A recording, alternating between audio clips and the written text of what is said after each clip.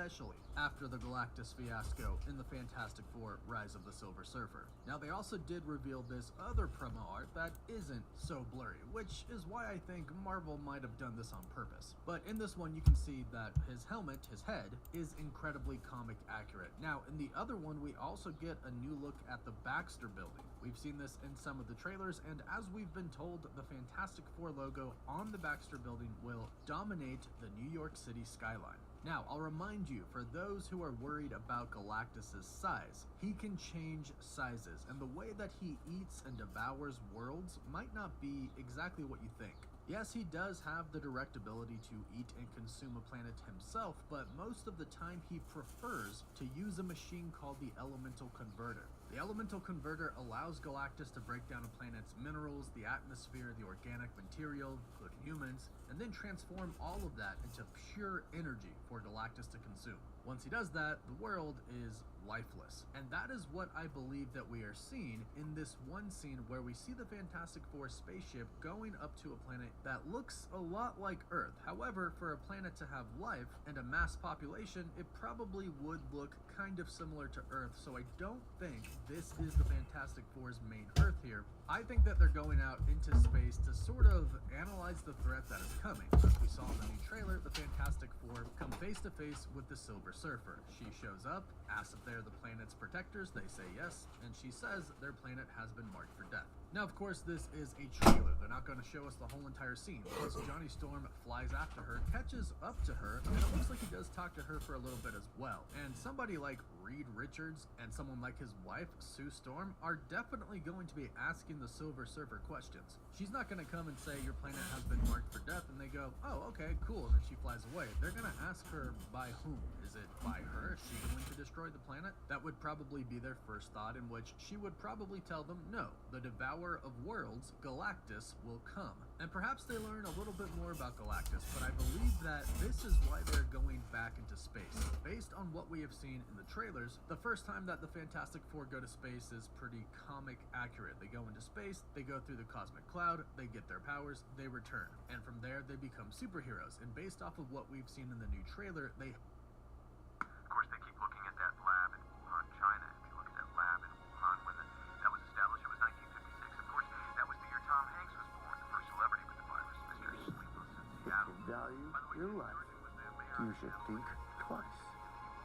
Because the people at Eddington like guns. As they're going to space, all the reporters are there, and one of them asks them if they are safe, and Reed Richards replies, I don't know. And I think what he's kind of saying here is, I don't know yet. We're about to go into space and try to find out more. They're about to go search for Galactus. I just gave you 20.5. To see if they can get answers and to see if they can maybe bargain. And that is where I believe they run into Galactus devouring a planet with the Elemental Converter. Now, there are several ways that Marvel Studios could approach this, especially if you consider their official synopsis that they released with the full trailer. You might have heard the synopsis before, but there is a part in the synopsis, again officially coming from Marvel Studios, where they say it gets personal between Galactus and the Fantastic Four, meaning he's not just coming to devour the planet for the sake of devouring it and getting energy, but now he's coming for a personal reason. Now, what we believe that reason might be is Franklin Richards, the son of Reed and Sue. In the comics, he has the powers to create universes, and for somebody like Galactus who consistently needs to feed, that's pretty appealing. So Galactus might come to Earth at first and try to bargain with the Fantastic Four, stating, if you give me your son, I'll leave your planet alone. This might make him leave and then say he's going to come back later, kind of giving them time to think about it, and that's where the Fantastic Four might go into space. Or the Silver Surfer could simply give them some information about Galactus and they go out to space to seek him. But when they arrive at Galactus destroying this planet, Galactus might not actually be there. The Silver Surfer might kind of interrupt them, stating that if Galactus sees them, he'll destroy them. Because we know that this all goes down on Earth. Galactus does eventually reach Earth. So this scene right here, I believe, is Galactus using the Elemental Converter to destroy this planet so he can consume it, and the Fantastic Four kind of get a sense of what they're dealing with here. Yes, this person that is coming for their planet does have the ability to completely destroy it. But also at the same time, I think they might run into Galactus's ship, the Ta-2. I think that's going to be a key part of the movie. This scene right here, and then a part of this scene, the Fantastic Four finding Galactus' ship, because that is typically where he keeps the elemental converter, so he's probably very close by. And I believe this scene that we see with the Silver Surfer in sort of a chamber here, we see sort of magma in the back. It looks to be kind of just like a big factory. Clearly something is happening here. I think this is inside the ship or inside the elemental converter, because what is on the ship is the ultimate nullifier, a weapon that could defeat Galactus just by pointing it at him and using it. And I think the Silver Surfer might direct them to it, because as we've seen many times, the Silver Surfer turns good. I would assume something kind of similar would happen here. And that's what I think is happening. The Fantastic Four set out into space either after seeing the Silver Surfer or running into Galactus himself. They end up finding Galactus, and when they find him, he is literally destroying a planet. But in that process, they could go onto a ship and get the ultimate nullifier. They bring it back to Earth, and Reed starts to work on a way to use it against Galactus. So they might find it, but it might not be as simple as in the comics. It might not be a point and shoot type of deal, but it might be technology that they could use to stop him, which is what I believe we are seeing in this scene right here, where we saw Reed Richards stretching. In my breakdown of this, I said that this rod here, it could be the ultimate nullifier, but it could be an ultimate nullifier that Reed Richards makes, which would explain why it doesn't look exactly like the one in the comics. And the one in the comics, you can just hold it with one hand. That's how big it is, about the size of your hand. So the device that he's holding is obviously much bigger, but he could have put the ultimate nullifier in that device, and since he is the smartest man alive, used that technology to create a weapon that could depower or destroy Galactus. Again, in this scene, if you look closely, it does look like he is stretching to try and get to Galactus. His head is right here in the left corner. It looks like he's trying to get to it so he can maybe stick it in him. Again, in the MCU, they change how things work. For example, in the MCU, Thanos had to shut his hands of the Infinity Gauntlet to use it. In the comics, that's not how it worked. So instead of a simple point and shoot type of deal like how it works in the comics, perhaps the ultimate nullifier needs to physically make contact with Galactus, and that could be what we are seeing here from Mr. Fantastic. He's trying to hit Galactus with the ultimate nullifier. But that's my theory. Let me know your thoughts about it in the comments down below, and let us know what you think about our first look at Galactus. Leave your thoughts in the comments down below. Don't forget to like this video and subscribe so you don't miss out on any of the latest MCU news, rumors, or leaks. You can find us on all other social medias as well. As always, thank you all so much for watching. Wolf Fluff. Great news, Spectrum Internet customers. Now you can try Spectrum Mobile risk-free for a full year at no cost to you. Bring your own device and we'll pay off your phone balance up to $500 per line. Plus, upgrade your phone anytime, as many times as you want when you get Unlimited Plus. Check out these deals of the week at Walgreens.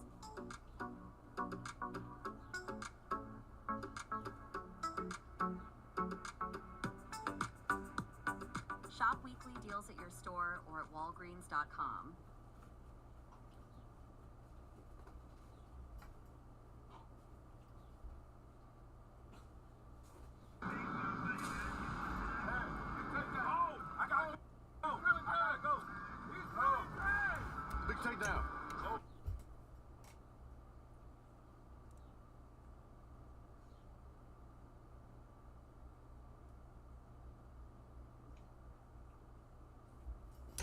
Back to the Den of Nerds. I am Josh. I want to talk to you about the Fantastic Four movie. The movie just released a very cool new trailer. Yeah, boy. And I just broke that down, including all the context from the leaks and the rumors. But I promised you in that video I would talk about the post-credit scenes for this film. This is going to involve Chris Evans and his role in the movie, and some crazy rumors that I have heard about what it's going to entail. And I also want to speculate about Doctor Doom and a potential other post-credit scene. Even though I haven't exactly heard that this is in the movie, I still expect it. Frankly, I think Marvel's pulling out all the stops they possibly can with these post-credit scenes. Fantastic Four is the last MCU movie before Avengers Doomsday, and it has a big job of setting that up. Alright, so let's get into it. Spoiler warning, but also take it with a grain of salt, guys. I try to explain this as often as I can. Marvel changes things quite a bit. Some of the most reliable scoopers on the planet have gotten things wrong because Marvel just decided to go a different way. Now, the first thing I want to talk about in this video is the ending of the Fantastic Four movie and the big change change that Marvel Studios made. If you watch the last video that I did, which was breaking down the trailer, I indicated that that shot where that planet's being destroyed, that is not actually the Fantastic Four's Earth being destroyed. And in fact, it's just a vision that one of the characters is going to have, probably Reed Richards. But there have been long-standing rumors that the way the Fantastic Four movie was going to end was with that planet being destroyed. And I think many people thought that this was going to happen because you have Galactus and you have a planet in a completely different universe. So technically, this was the perfect setup to allow Galactus to destroy that Earth, possibly destroy that universe, and it not impact the 616 universe. But for whatever reason, Marvel has changed that, and now the destruction of the Fantastic Four universe is going to happen in Doomsday. But as I was explaining in yesterday's video, or whenever that video released, I don't know, because I record and then it sometimes takes a little bit of time to release these videos. Anyway, as I was saying in the other video, the fact that Franklin Richards is the desired thing, it's the MacGuffin that Galactus is after, and the fact that Franklin Richards will be aged up to either 10 or 13 years old for Doomsday indicates to me that the time between the end of the Fantastic Four movie and the start of Doomsday is likely to be around a decade. And I want you to keep that in mind because I believe it's a big clue as far as what's going to be happening in the post-credit scene of the Fantastic Four film. Okay, so let's talk about the post-credit scene and let's talk about Chris Evans. Now, several weeks ago, some insiders started talking about how Chris Evans was going to be in the Fantastic Four film. My initial reaction was that it would be Hydrant Captain America, and I just thought that would be so damn cool. But after I started talking about that publicly, some sources reached out to me and said, "Cool your jets, you the freaking fanboy." And they basically explained that he's going to be playing Johnny Storm in the film. And my initial reaction was like, what? That's lame. And after I said that this was lame, my source was like, oh, but wait, there's more. Ian Gulfrid and Jessica Alba will also be returning. So essentially, Chris Evans and the cast of the 2005 Fantastic Four movie will be in a post-credit scene for the Fantastic Four film. And I do believe this is something that's being shot right now. That's the reason that the Scoopers brought it up just a couple of weeks ago, because it was all coming together as the film was planning its reshoots, which have been confirmed to be going on right now. So I want to be crystal clear about this. That is all I know for sure. Now, I am going to speculate on what I think the scene is, and I did ask my source a couple of questions. I basically asked, is this something to do with like the void or the bridge or an incursion? And they said something like that, yes. And the only reason I'm being crystal clear here is because I'm about to speculate about what I think it would be, but we have to understand, this is my speculation. I don't know exactly what the post-credit scene is. I just know that it is the 2005 Fantastic Four. Okay, so what do I think this is? Well, I think Reed Richards, especially after learning about the multiverse and dying universes and his own son's molecular ability as an Omega-level mutant, I think that's going to put Reed Richards on a pretty crazy path where he will continue to study the multiverse, trying to make sure that his own universe isn't destroyed. And I think as he does this, he will invent the bridge from Marvel Comics. Now, on a side note, I still think it's possible that the bridge and the Council of Reeds is somehow, some way in the Fantastic Four movie. That is not in any of the leaks. No source has ever confirmed that for me. It's just my speculation. And I think other Reed Richards will be a part of the Fantastic Four movie. And maybe that plot leak left that out to keep some surprise for us. Or maybe it's just not in the movie at all. Regardless, the bridge is a really cool concept. It is basically a tunnel that allows Reed to travel into other universes. He initially uses it to see a Council of Reed Richards from the multiverse. This is the Council of Reeds. It's this super cool thing from the Jonathan Hickman Fantastic Four run. And I won't bore you with all the details of that run. If you'd like, I could do a whole video breaking it down because it's super cool. But the main thing you need to keep in mind is that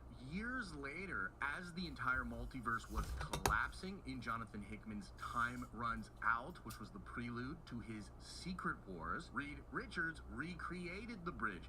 And he used the bridge to witness other universes. They were just watching what other universes were doing as the entire multiverse was collapsing. And through the bridge, the Illuminati of 616 witnessed all kinds of other Illuminatis, all kinds of other Earths. There was even an Earth where Dr. Doom and Reed Richards were friends. Reed dies and Doom is heartbroken, and then Doom dies, and it really messes with Reed Richards. And I think something like that is exactly what will happen in this post-credit scene, where our Reed, Pedro Pascal, will witness through the bridge the 2005 Fantastic Four as their universe is destroyed. And I just think that would be so cool. Again, it's speculation, but it's like the perfect way to set up Reed years later after the events of Galactus and the Fantastic Four movie. He's still looking out there trying to solve all of these problems. He finds another Earth where there's a Fantastic Four team, and he watches that Reed Richards and that universe lose and be destroyed. Now, who is it that's destroying this universe? Well, there's three options. There's an incursion, you know, the sort of natural destruction that's going to happen to all these different universes. It is explained in Quantumania. Maybe it's that, or maybe it's Dr. Doom himself, Rabum Allah, going around, the Great Destroyer. I mean, that would be an incredible way to actually set up RDJ's Dr. Doom. And I think the other option would be that it's either the Kangs or Galactus himself. Like, Galactus might be defeated in the Fantastic Four movie, but perhaps he is sent away into a different universe. And perhaps Reed Richards is actually trying to keep tabs on that Galactus. So that's some speculation. I think that's what it's going to end up being in the post-credit scene. It could also just be the TVA or something. Maybe they're pruning it. I'm not exactly sure. But now let's talk about RDJ's Dr. Doom. Now, RDJ's Dr. Doom is apparently not in the Fantastic Four movie at all. And I know that might be a bummer for people, but we've kind of always known that. The only rumors about Dr. Doom being in this movie come from Jeff Snyder, and they're years old, and he always indicated that Doom would either be at the very end of the movie or likely in a post-credit scene. And while I still believe that is probably the case, we don't know for sure. This was years ago, guys, so we don't know for sure. It would be so disappointing to me if there was no Dr. Doom in this movie, mostly because it is the direct setup to Doomsday. But I just want to put that out there because we don't know for sure. So just in the name of accuracy, I want to say he might not be in this. He might not even be in the post-credit scene. However, I think it's the perfect opportunity to put a Dr. Doom post-credit scene into this movie, to get people to be excited for Doomsday, to get people to be shocked at how absolutely crazy RDJ Dr. Doom is. And that's kind of why I'm leaning towards a scene where Victor Von Doom takes out the 2005 Fantastic Four. So maybe it's all just one post-credit scene that absolutely blows us away, that sets up RDJ Dr. Doom by having him destroy the 2005 Fantastic Four's universe, or perhaps it's multiple post-credit scenes. One where the Fantastic Four's universe is destroyed, and then another one where we see Dr. Doom witnessing what Reed Richards is doing, or something like that. There's frankly so many different ways that this could come together, but either way, man, it really seems like the post-credit scene, possibly the post-credit scenes for the Fantastic Four, are awesome. There you have it, guys. Crazy rumors and leaks when it comes to the post-credit scenes for the Fantastic Four. Chris Evans, Ian Guvrid, Jessica Alba, they're all back. I think it's going to be nuts. I'm actually really excited just for the movie itself, but I'm also really excited for this post-credit scene. Like, maybe this is the most hyped up I've been for a potential post-credit scene in like years. Let me know what you think about this in the comment section below. And as I always say, I hope you are having an awesome and a nerdy day. And I'll see you in the next video. I don't know how you doing. I was like, fuck it, for to finish this shit.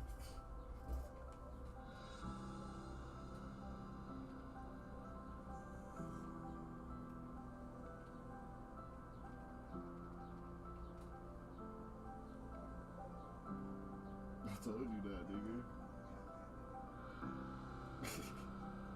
Nigga, no, nigga. It starts with Luka Doncic's whole defense. Guy, it's Luka, guy. Their game plan is to get the switch on fucking Luka, okay? That's what they gonna do. No, not when Dane come back. When Dane come back, the plan is to get Dane to switch.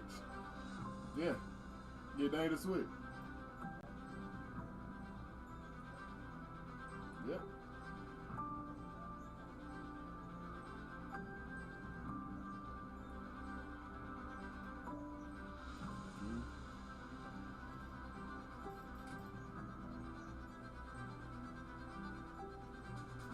I'm just gonna get another one. I feel like. Hold on, y'all just gonna get another one with this team, or he gonna get another one with a different team?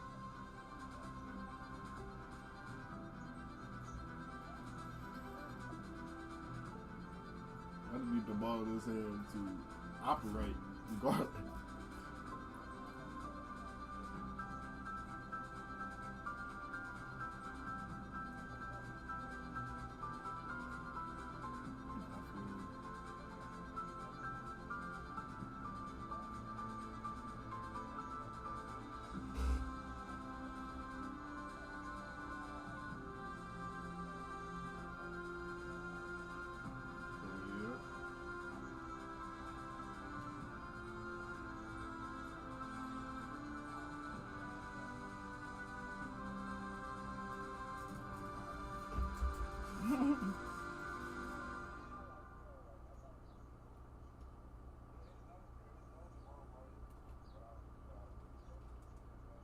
So welcome back, everybody. This is going to be a fun test.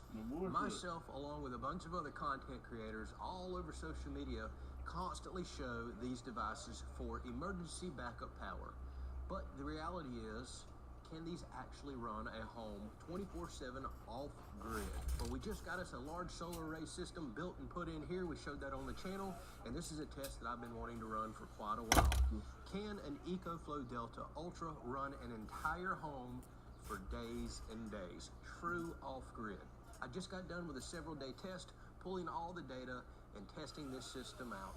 Here's what we discovered. All right, so let's officially kick this test off. As you can see, we are in our pantry right here, right by the main panel. In that cabinet, I keep my cables spooled up coming from the outside solar panel. Since it's temporary use, I'm looking for a through-wall plate where we can mount this permanently, if y'all know of any suggestions. All right, as you can see, we are at 100%. Our AC is turned on. We're going to swap over in the panel. For the beauty. It could be facing lead. So if you can take a look, we're currently, as everything's starting back up, around 1,000 watts. Typically, we average out around 400 to 600 watts. But that's all right. With the solar panels hooked up outside, we will be pulling in power soon enough once the battery percentage starts dropping. All right, I'll give y'all some updates as we run this over the next few days. We're a list of everything we're going to run in the house, but I'm telling y'all, we're going to run this house absolutely like normal, including high-demand items like coffee makers, microwaves, or anything else that we need to use. And just to give you a general idea, look at how much power a coffee maker's pulling. We just shot way up. The good news is that is quite temporary. It runs for just a short period of time. Running tests like this is always a good time to kind of see what the high-demand items are in the house. You may be surprised. Some smaller things may pull a lot more power than you think. So here's what's different about this test. Y'all, I'm running things like absolute normal. That's what you should do in a test like this. Whereas what you typically see people do with devices like this is use it for, well, emergency use. That's the most common reason people buy devices like this. So what I mean by that is typically whenever we run these, and my goodness have we used our Ultra a lot over the years with all the hurricanes and outages, we'll cut off non-essential things like outside mini fridges, big power-hungry ice makers. And we'll be very careful how often we run certain types of things. When you're in an emergency power outage, we want to make for sure, no matter what, we have plenty of power and we can run essential things like well pumps for our water, keep our freezers and refrigerators and food nice and safe. I want to be able to get a hot shower. And this unit is so powerful, we can actually run our central AC and knock the temperature down in the house. Although we don't just run it down ice cold during power outages. Again, we want to make sure we have that power. But with this test, thanks to our solar array, we're not worried about none of that. Now, underneath that tarp that's wrapped up, we had to winterize our pump and well, is a 240 volt, 1.5 horsepower pump. Huge pump, bigger than probably any of y'all have.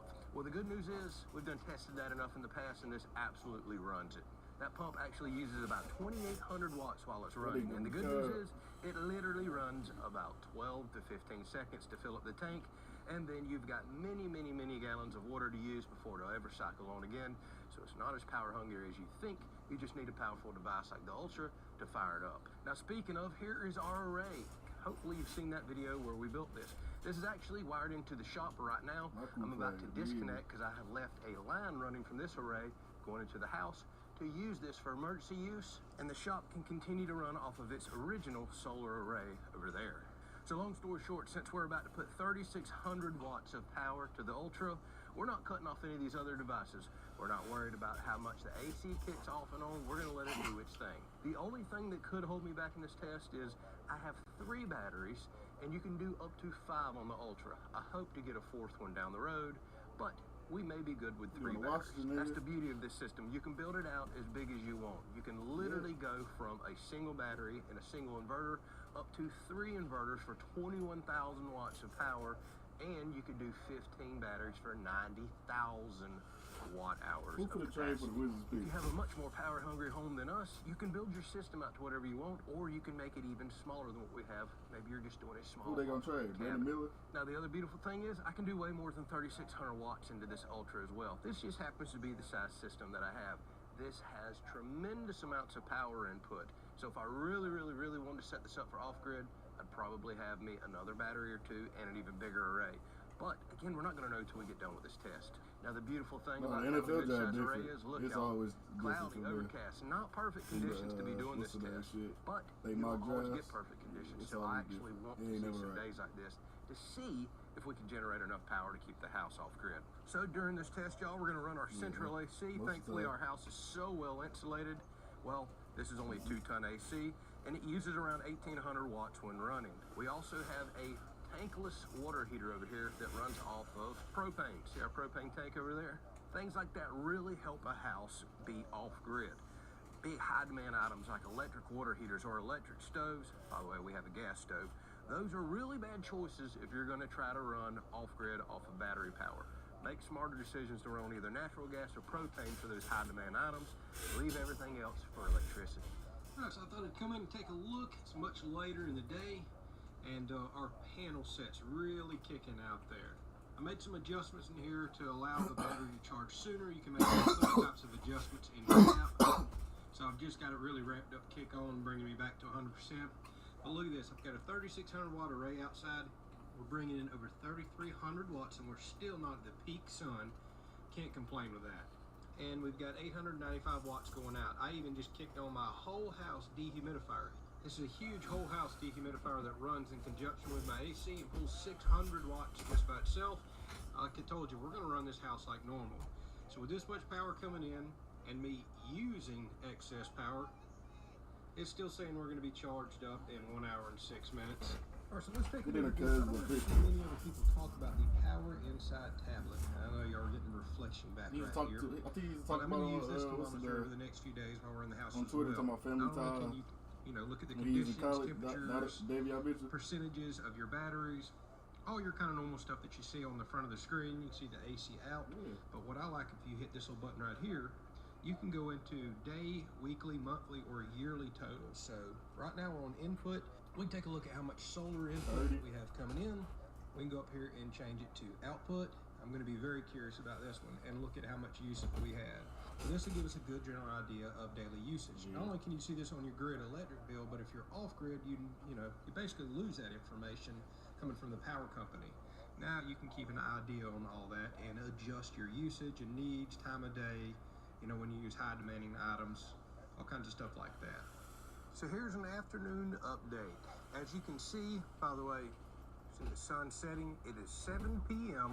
We've been running since early this morning, almost 12 hours. And we're still pulling in just a few hundred watts on the panel. The sun's not even on it. We've run the AC today, the whole house dehumidifier, coffee maker. We've run absolutely anything we wanted to do, thousands upon thousands of watts. And at a certain point, we were bringing in over 3,000 watts of solar. And you can see where we're at 7 p.m. in the afternoon. 98% battery.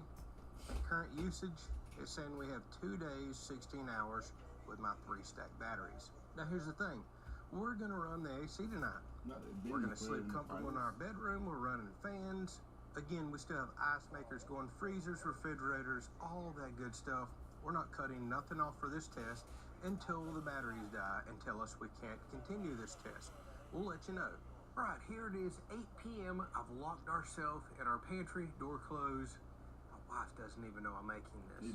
So she couldn't have picked any worse thing to do tonight. She is running multiple things in our air fryer, which uses a tremendous amount of electricity.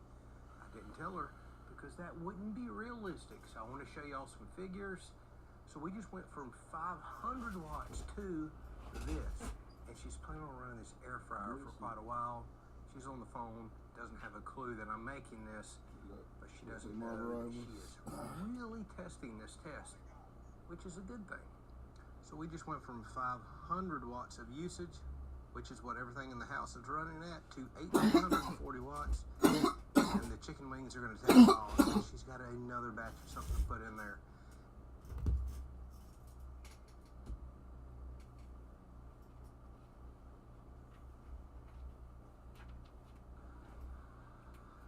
The robotic money expert. Clever. How do I start a savings habit? Famous cabbage. Savings habit. Shaving rabbits. Tech can make life simpler, but when it comes to savings habits, nothing's as simple as BMO. A BMO savings account helps you build the habit with a cash reward every month you save. Cash reward. Ingenious. Sardine fest. This year's top prize goes to BMO. I'm just in it for the saving, but it's nice to be recognized. BMO. Did you know our Jersey Mike's order came with a $25 Fanatics promo code? It did. It's kind of hard to forget, dude. $25 Fanatics promo code for every 25 you spend in the Jersey Mike's app when you have chips and drinks. Insane deal. Awesome. Can we please turn it off while we're eating? Oh, he's right there. He can hear you. Right, Simon? Spot on. What'd he say? Simon feels very attacked right now. He feels attacked? That's what he said. Oh, he feels attacked. My Mike's members score for Kurt pins the president, and we focus on his sharp teeth, his eyes. He lifts the dagger, but one agent fires and clips his arm, and Kurt lets out an animal.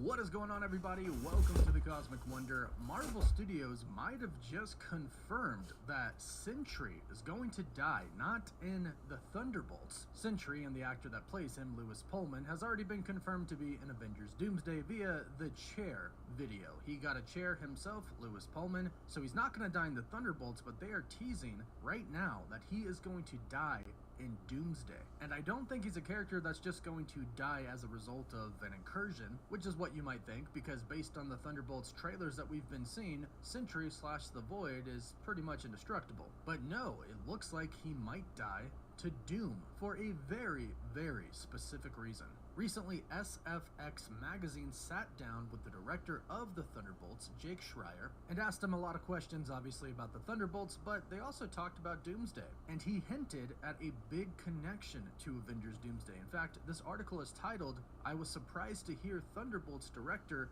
hint at how the movie connects to Avengers Doomsday." Now, first and foremost, I'm really glad to read this title and read this article because I think that as we get closer to Avengers Doomsday and Avengers Secret Wars, everything should start to really connect. It should all start to feel like a very big connected MCU, especially because we have had no build-up for Doctor Doom whatsoever. Now, we haven't heard anything about the Thunderbolts post-credit scene. Hopefully that sets up something for Doctor Doom, but we don't have to wait till the post-credit scene because according to this article, something big is being set up in the movie for Doomsday.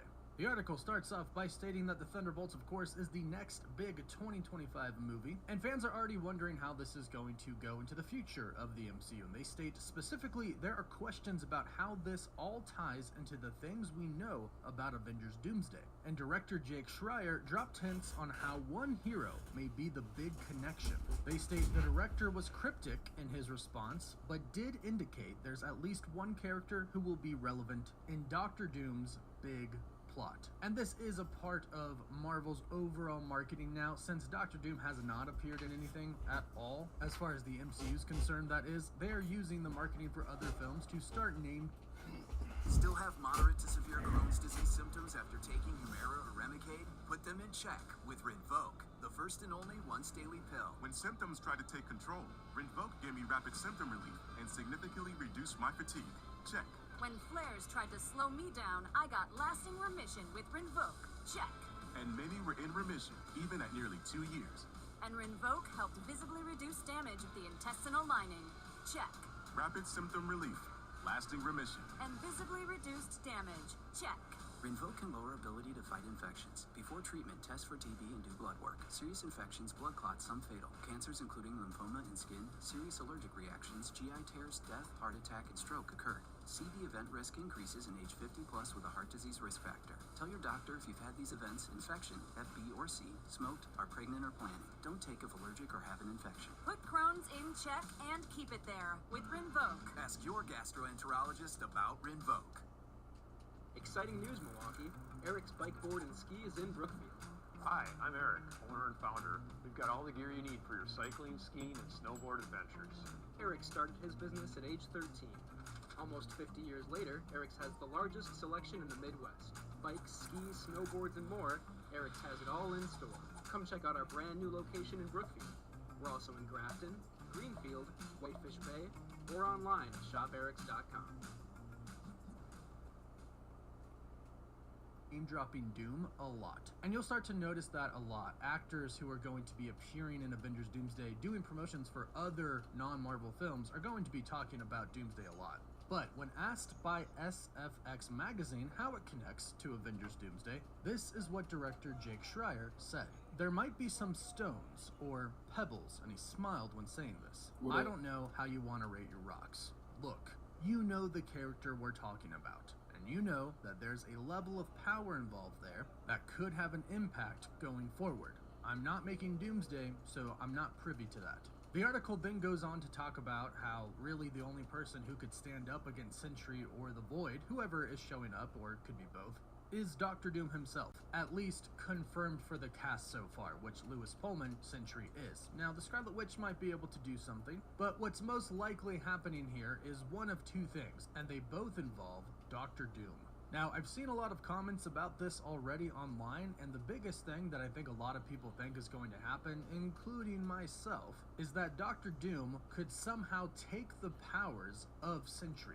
And this is actually a very interesting plot point for Avengers Doomsday, and Doom specifically in all the MCU movies that he's going to appear in, specifically speaking about how he becomes God Emperor Doom, because in the comics, in both Secret Wars comics, he takes the power of the Beyonder or the Beyonders. Dr. Doom is already very strong on his own. He's one of the best sorcerers out there. He's actually the Sorcerer Supreme in some comics, and he is very technologically savvy. And his combination of technology and sorcery have made him a very, very dangerous person. And when that already dangerous person gets the powers of gods, the Beyonders, well, he's pretty much unstoppable. The only issue is, Marvel hasn't exactly introduced anything like that in the MCU yet, except for maybe the Celestials, but Marvel has pretty much confirmed that anything in regards to that story with the Eternals, we're not going to see that for a while, if we actually do see it again. And even though we saw Tiamat in Captain America Brave New World, I don't think we're going to get any more Celestials. Now, some cosmic beings have been introduced in the MCU, like the Living Tribunal, and we did get Eternity in Thor Love and Thunder. But will they do that for the MCU? Because they haven't really introduced cosmic entities in the MCU yet, so the casual viewer won't exactly know how big and powerful they really are, which leads many people to believe that Dr. Doom might go around stealing the powers of other very strong characters, and Lewis Pullman's Sentry / the Void would be an excellent character to steal powers from. Now, like I said, that's one of two options, but just because the second option happens doesn't mean that the first won't happen as well. In fact, I do believe they are both going to happen. The second option is that he kills Sentry as a point that Dr. Doom himself would be making, but also a point that Marvel Studios would be making. Since there is no build up to Dr. Doom whatsoever, you have to show how strong he is. You have to show that he's a greater threat than Thanos. If the entire multiverse is at stake and Dr. Doom is the villain, you have to show people that he is the biggest and baddest that we've seen so far. And it actually works out quite nicely that the Thunderbolts is coming out before, and they're showing us just how strong Sentry is. It works out nicely because, well, unfortunately, it looks like Doom is going to kill him. So the audience will go, wow, we just saw the Sentry in the Thunderbolts. We know that he's pretty much indestructible. He's unbeatable. But Doom just wiped the floor with him like it was nothing. Doom is a serious villain. And like I said, again, both can be possible. He drains the power from Sentry, which would make sense, that's how he beats him, and takes it for himself, killing Sentry in the process. Now, before we get into what this article also stated about some test screeners' reactions to the Thunderbolts movie, let's talk about if this is a good idea or not, because I love the fact that the Sentry is going to be introduced into the MCU. I love that he's going to be just super powerful, and I also do love the idea of Doom demonstrating how powerful he is by killing Sentry and taking his powers, making him more powerful. But I don't like the fact that Sentry isn't essentially a one and done, but in Doomsday might be used for a plot device. I think it's a good strategy because it will definitely get the point across, and it will show. UW Credit Union's home loan rates put the wow in Wauwatosa. They save Greendale some greenbacks, and they make buying in Milwaukee way less rocky. Find low closing costs with local mortgage expertise in your backyard. Apply today. Did you know puppies experience over half of their lifetime growth before their first birthday? Feed your puppy a unique diet tailored to supporting their development with the How the fuck did we just die? health benefits they need in Origin Puppy Diets. There are stakes. Doom is here not to play around, and Doom will kill people, and the whole entire multiverse is at stake. It's serious, but at the same time, I do wish Sentry could stick around for a lot longer. However, after Secret Wars, and maybe even after Doomsday, it ultimately won't really matter. We know that Marvel Studios is moving into a new beginning, a new chapter of the MCU, and we're going to get a new universe moving forward. So ultimately, we can get another new Sentry for the new universe moving forward. The same thing goes for Doctor Doom. A lot of people are upset that Doom wasn't built up at all. We don't know any of his backstory. They should have talked a lot about his backstory in Latveria. They should have talked a lot about his backstory with Reed Richards, and we don't even have a main Reed Richards in our universe. But moving forward in the new universe, all of those things can be possible. We can get a main Doom of the MCU, we can get another Sentry, they can recast Iron Man, Captain America, Black Widow, etc. So ultimately, this isn't the worst thing, and it does get the point across that Doctor Doom is not somebody to take lightly. Now, to end this, like I said, SFX Magazine did mention that test screenings reactions for the Thunderbolts movie so far have been great. And they reference one reaction that we've heard before, but I'll share it again, as it is pretty great, as they say, people who are kind of upset or feeling kind of jaded with the MCU, that should change after the Thunderbolts. They state, attended a test screening of this near Burbank about 6 weeks ago. I won't say too much, but I think if you're feeling jaded by the cape shit genre, because they're all feeling the same, I would check this one out. The journey it takes the characters on is actually interesting. The team dynamic is great, not unlike Guardians of the Galaxy. And the way the Sentry/Void is executed into the story is really fascinating. So overall, it sounds like, and it looks like, based on the trailers, that the Thunderbolts is going to be a great movie, and they are going to set some things up in the movie that ties into Avengers Doomsday, mostly relating with Sentry, like the director said. Do you think Doctor Doom will kill Sentry and take his powers to make a point? And if he does, how do you feel about this? Let me know your thoughts in the comments down below. Please don't forget to like this video and subscribe so you don't miss out on any of the latest MCU news, rumors, or leaks. You can also find us on TikTok, Snapchat, Instagram, Twitter, and Facebook. And as always, thank you all so much for watching. Woof woof. Check out these deals of the week at Walgreens.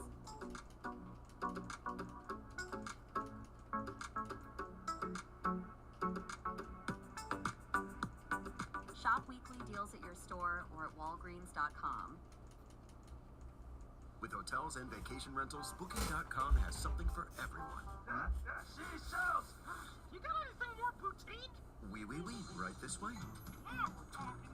What about something more family friendly? Maybe a resort with a water park? Oh, the game on? Yep, one Vegas hotel for bride to be. What if we hate everything? We have free cancellation. Find exactly what you're booking for. Booking.com, booking.com.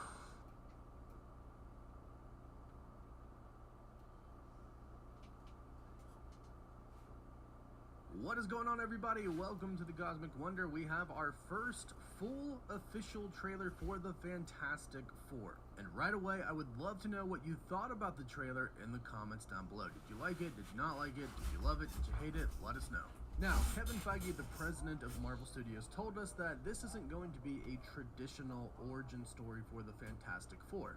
Why? Well, because we've heard it before, we've seen it before in other movies. However, it doesn't mean they aren't going to tell us in the movie how they got their powers. They're simply not going to focus a lot of time on how they got their powers. And that's why the trailer starts off with the Ted Gilbert show, and he is stating, well folks, we all know the story. This is basically Marvel Studios telling us, we know the story of the Fantastic Four, we're not going to take the whole entire movie to get into it, because we know it. 4 brave astronauts head up into space, and this is of course our Fantastic Four team. Reed Richards, aka Mr. Fantastic, Sue Storm, the Invisible Woman, Johnny Storm, the Human Torch, and Ben Grimm, the Thing.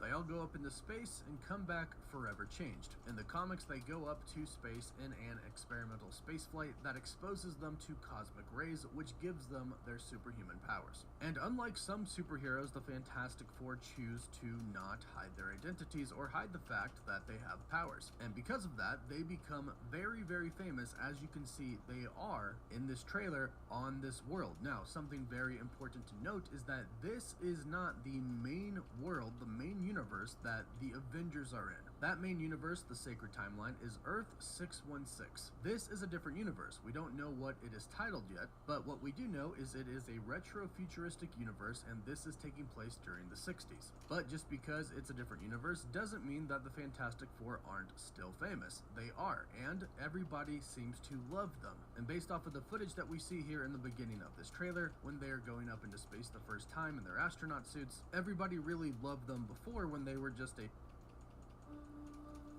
Worship them with Sheba's Selections fillets.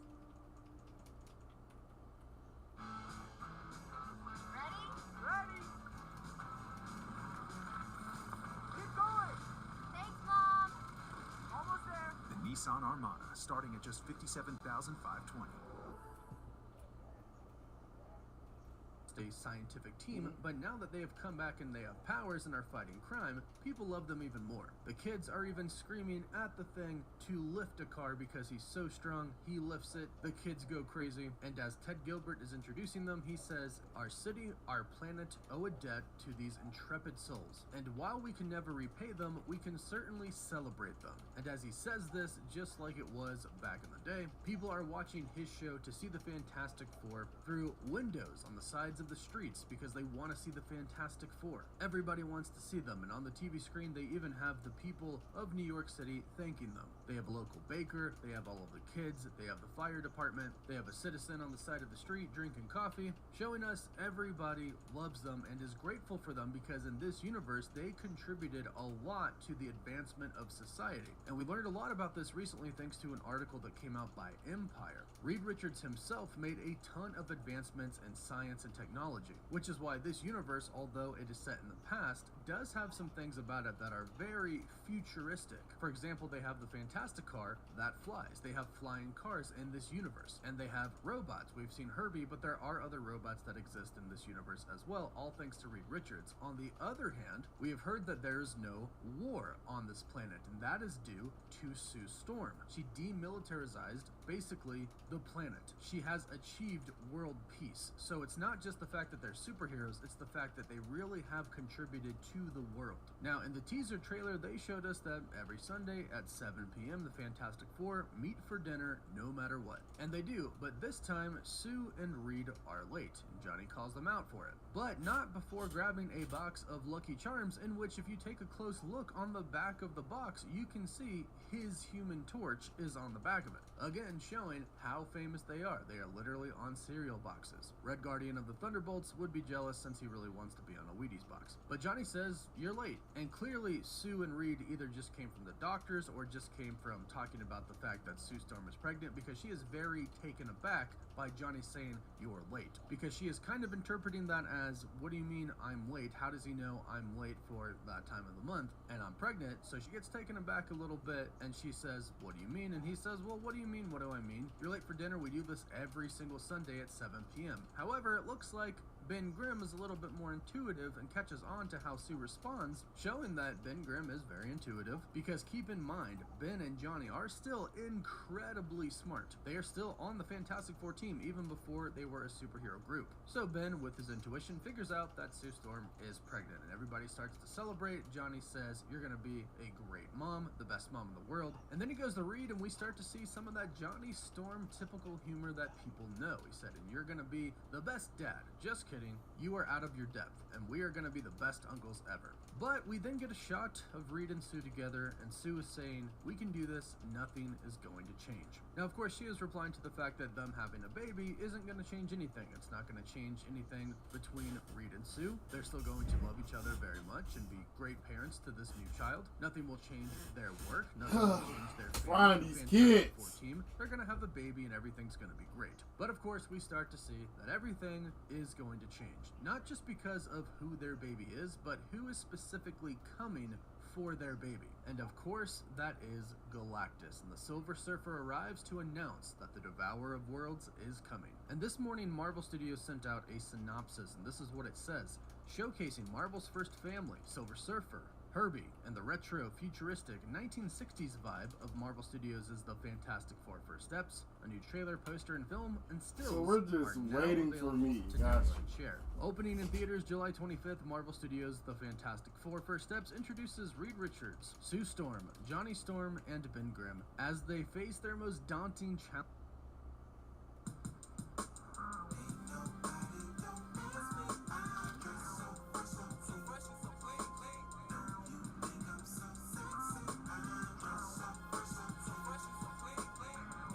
It's easy to find the vibe with Scotch-Brite's Epic Cleaning Power.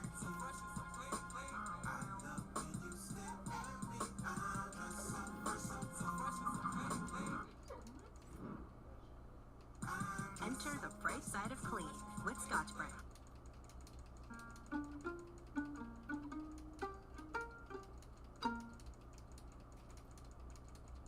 Earth from a ravenous space god called Galactus, and his enigmatic herald, Silver Surfer, played by Julia Gardner. And if Galactus's plan to devour the entire planet and everyone on it weren't bad enough, it suddenly gets very personal. Now, right away, the Silver Surfer has not been gender swapped. This is not Norrin Rad in a female version. I'll explain exactly who this is and why this actually makes perfect sense.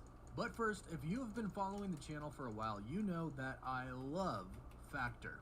Factor meals can help you make this your best season yet with nutritious 2-minute meals. If you're like me and you live a pretty busy lifestyle, sometimes prepping and cooking can take time you don't have. Instead, Factor does it for you. And you can choose from 45 weekly menu options. You can pick gourmet meals that fit your goals, from Calorie Smart to Protein Plus, Keto, and more. Summer's on its way, and if you're trying to get that summer bod ready, Factor can help you out, helping you eat clean without having to sacrifice any of the great flavor, because they all taste fantastic. And they offer meals from breakfast to on-the-go lunches to premium dinners and even guilt-free snacks and desserts. Factor has saved me so much time in life by not having to take the time each day to have to prep my meal and then cook my meal. Instead, I just go to my fridge, pop in a gourmet meal in the microwave for 2 minutes, and it's good to go. A premium meal ready in 2 minutes. And right now you can get started at factormeals.com/cosmicwonder50 off and use code cosmicwonder50 off to get 50% off plus free shipping on your first box. That's code cosmicwonder50 off at factormeals.com/cosmicwonder50 off for 50% off plus free shipping.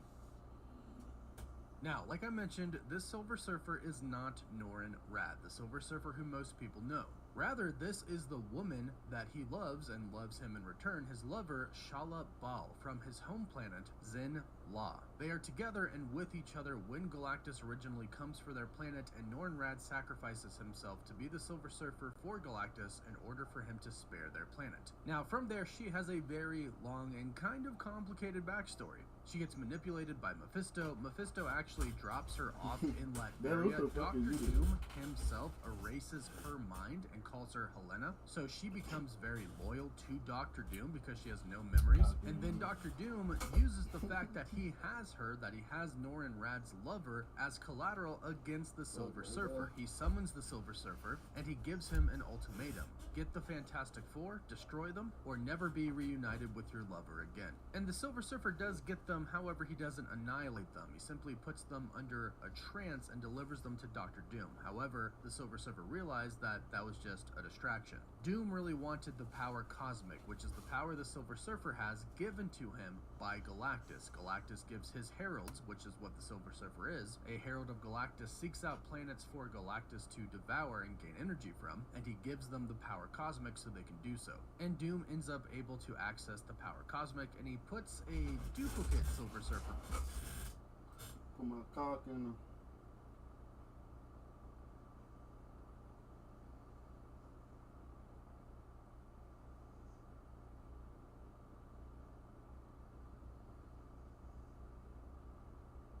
Starts a few months ago back in Deer.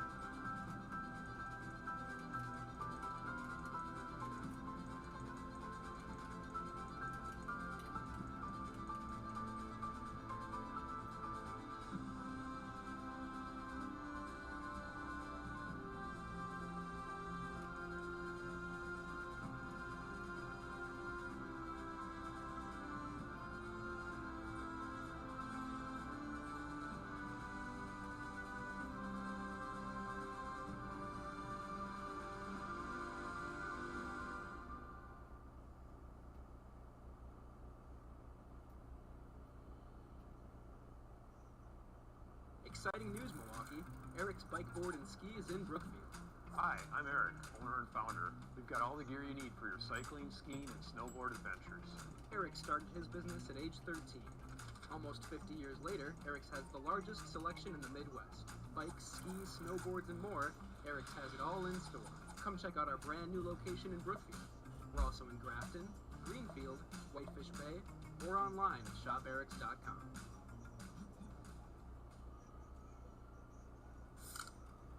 The next Monsterverse film has begun production, which means story details are beginning to spill out from the set to give us our best look at the upcoming Godzilla x Kong sequel. We know that the film is expected to be more serious, grounded and focus more on the King of the Monsters, which the franchise desperately needs. It'll have a whole new cast, apart from our favourite Titan veterinarian, Trapper. But that doesn't mean it's leaving everything from the new Empire behind. Kong is still in the Hollow Earth, with a newly released Shimo, as they aim to rebuild their lost civilization and protect the planet from new world-ending threats. But Shimo is perhaps the most powerful Titan currently walking the Earth, which begs the question, will Legendary kill her off? After all, any new threat would immediately be frozen by the mother of all Titans before they even get a chance to hit Godzilla. Well, recently leaks suggest that, yes, there is a chance the newly introduced Ancient Titan could be captured and killed off. So stay tuned for all the details and what we believe could happen. And stick around for the unboxing of the new, higher Shimo figure, which has completely blown me away. But first, be sure to subscribe and stomp that like button. I heard 70% of you are not subscribed, so sort that out, guys. You won't regret it. Now, it's worth remembering, take any leaks with a grain of salt. The Monsterverse community has seen its fair share of fake leaks, clickbait, and speculative nonsense. That said, every now and then, there's a leak that holds a little weight, either because it lines up with existing lore or reflects things hinted at in official media. And of course, even legitimate leaks can be outdated, as things change constantly throughout the production process. Certain plot points might be scrapped, altered, or massively reworked by the time the final cut hits screens. So just to be on the safe side, consider this your spoiler warning in case any of it turns out to be true. We're increasingly confident that Godzilla x Kong 3 will center around the government or a rogue military faction attempting to seize control of the Hollow Earth operations, essentially shutting down or weaponizing the ancient ecosystem for their own purposes. This has been teased multiple times in the franchise, particularly in Monarch Legacy of Monsters, where Lee Shaw's plan involved blowing up the portals to Hollow Earth, fearing the threat the Titans pose to the surface world. The notion of humanity turning against natural forces has always been baked into the DNA of the series, going back to the original Godzilla allegories. According to the reported leak, this idea was pushed even further, with the government allegedly deploying mechanized, cybernetically enhanced Titans, essentially undead or reanimated creatures under their control. These zombie Titans would be sent to neutralize existing Hollow Earth Titans, effectively fighting fire with fire.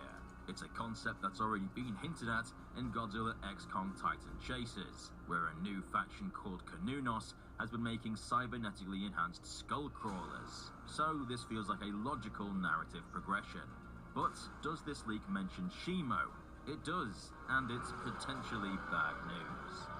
Shimo, the ancient ice titan introduced as an unstoppable force in the new empire, would be a direct obstacle to any government plan to seize control of the Hollow Earth.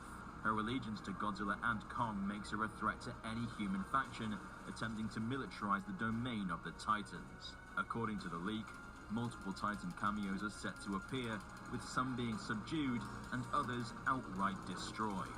Shimo is reportedly one of these casualties. The leak suggests new anti-Titan weaponry capable of immobilizing or eliminating even Alpha-class Titans is introduced. While it doesn't explicitly confirm Shimo's death, her being subdued heavily implies a grim fate. And frankly, from a storytelling standpoint, it makes sense. Legendary has somewhat written themselves into a corner with Shimo. They've introduced a Titan who's arguably on par with Godzilla in terms of raw power and capable of massive environmental destruction through her ice abilities. If she remains in play, any future conflict with humanity or other threats becomes a little too one-sided. The stakes drop if you know there's a literal walking apocalypse on the hero's side. So the only real way to maintain tension in a finale is to either sideline her or kill her off. So if this leak is legit, Shimo's death could serve as a catalyst for the film's climax, enraging Kong and perhaps even straining his relationship with humanity, setting up a brutal final act where the lines between hero and threat are blurred. It also fits thematically. The Monsterverse has always explored humanity's arrogance in believing it can control nature. The moment you start subduing titans, especially one like Shimo, you invite catastrophic consequences. It's a bold move, but narratively it works. Killing off Shimo raises the stakes, giving Kong personal motivation, and shows just how far humanity is willing to go in its quest for dominance. I have to finish this paper. I'm swamped. No one told me college would be so damp. Just get Grammarly. It's free. Can it help with what I wrote last night?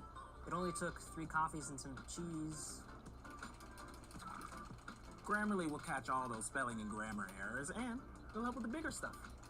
Like, look, you're being way too casual here, and it's saying that this paragraph needs to be shorter. So then, click, you fix it.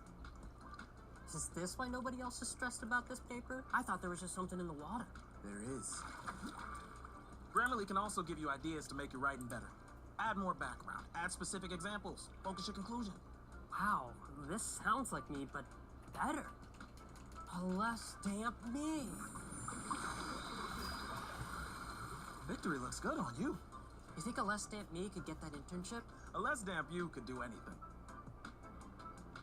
Download Grammarly for free. You need parts? We got parts. Product availability. Just one part that makes O'Reilly stand apart. Right now, get one free set of Brake Best brake pads when you purchase 2 Brake Best Select rotors. You can upgrade to Brake Best Select brake pads for $10 more, or upgrade to Brake Best Select Pro or import direct pads for just $20 more. In-store only. Restrictions apply. See store for details.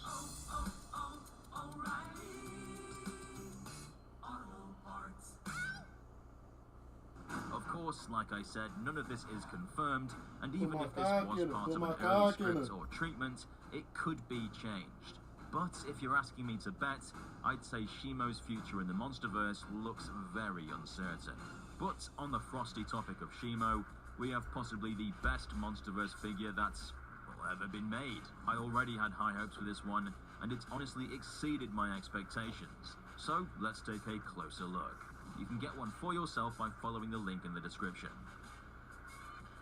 Now, if you've seen our tweets, we've been pretty vocal on just the sheer quality difference between this and the Monster Arts figure that costs several times more than this. Yep, this is smaller, but when I get this thing out of the box, you'll understand why SH Monster Arts Shimo figure is just unacceptable. You can get this big girl for around $66 or $56 if you use our link, which is just insane value for money because this thing is just beautiful.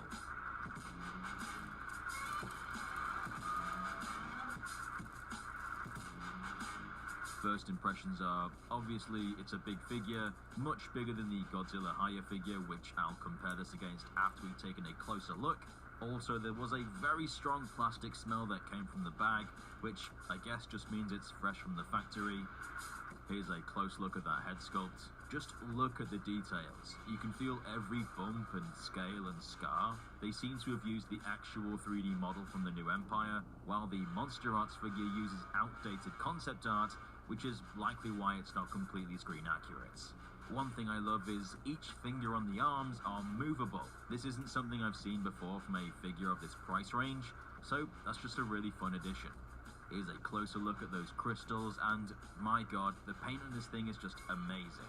It has this iridescent sheen, which makes everything look glossy and radioactive, like it came right out of the Hollow Earth. And here's a closer look at that Thagomizer, which is just really cool. I kept needing to look closely at this thing because, honestly, I was blown away. I had high hopes, and personally, it's exceeded them. Now, let's do a little size comparison between this and some of the other higher figures. First off, I've got the Godzilla 2014 figure to compare it against. Godzilla stands at 6.3 inches, whilst Shimo stands officially at 6.6 inches.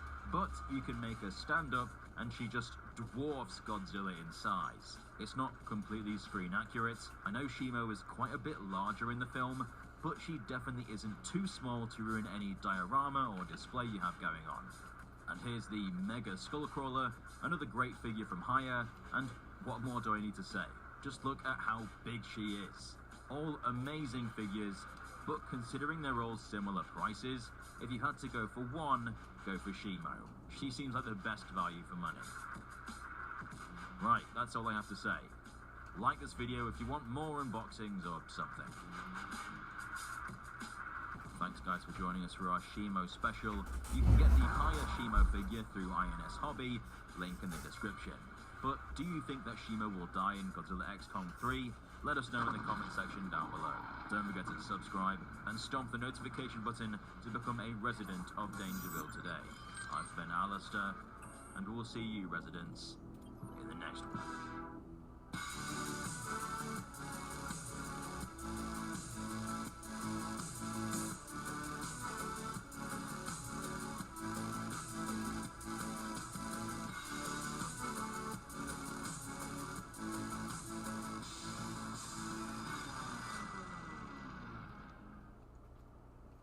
Check out these deals of the week at Walgreens.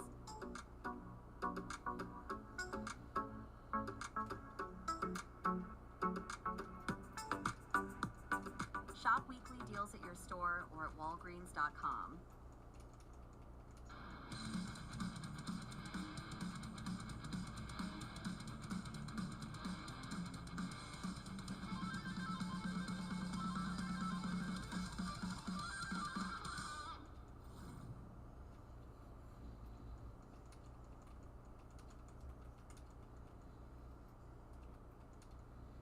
Welcome back to New Rockstars. I'm Eric Voss, and this is a breakdown of 2016's X-Men Apocalypse. This is the 9th installment of our X-Men Snicked rewatch, as we go back through all 13 of the Fox X-Men and Deadpool films, ahead of Wolverine's Mutant Homecoming in Deadpool and Wolverine in the Marvel Cinematic Universe. Coming out the same year as the first Deadpool film, and being what director Bryan Singer considered the end of the trilogy that started by First Class, this movie just had a lot to live up to, and did it live up to it? Well, you be the judge. But with the post-credits scene that tied directly into the debate of whether or not Wade Wilson got his powers from Wolverine, it still plays an important role in our rewatch for that reason and a number of other reasons we'll get to in this video. So let's break down Apocalypse scene by scene for all the Easter eggs, details you never spotted, and stuff that could come back in Deadpool and Wolverine. And to celebrate this X-Men rewatch, we have the special Xavier Institute shirts, and grabbing one of these is among the best ways you can support New Rockstars, and we have a special link where you can get these shirts, and check it out from the link in the description. Okay, in the opening seconds, the X and the Fox logo lingers again! And this happens in pretty much all the films that Bryan Singer was involved with. There's also that X-Men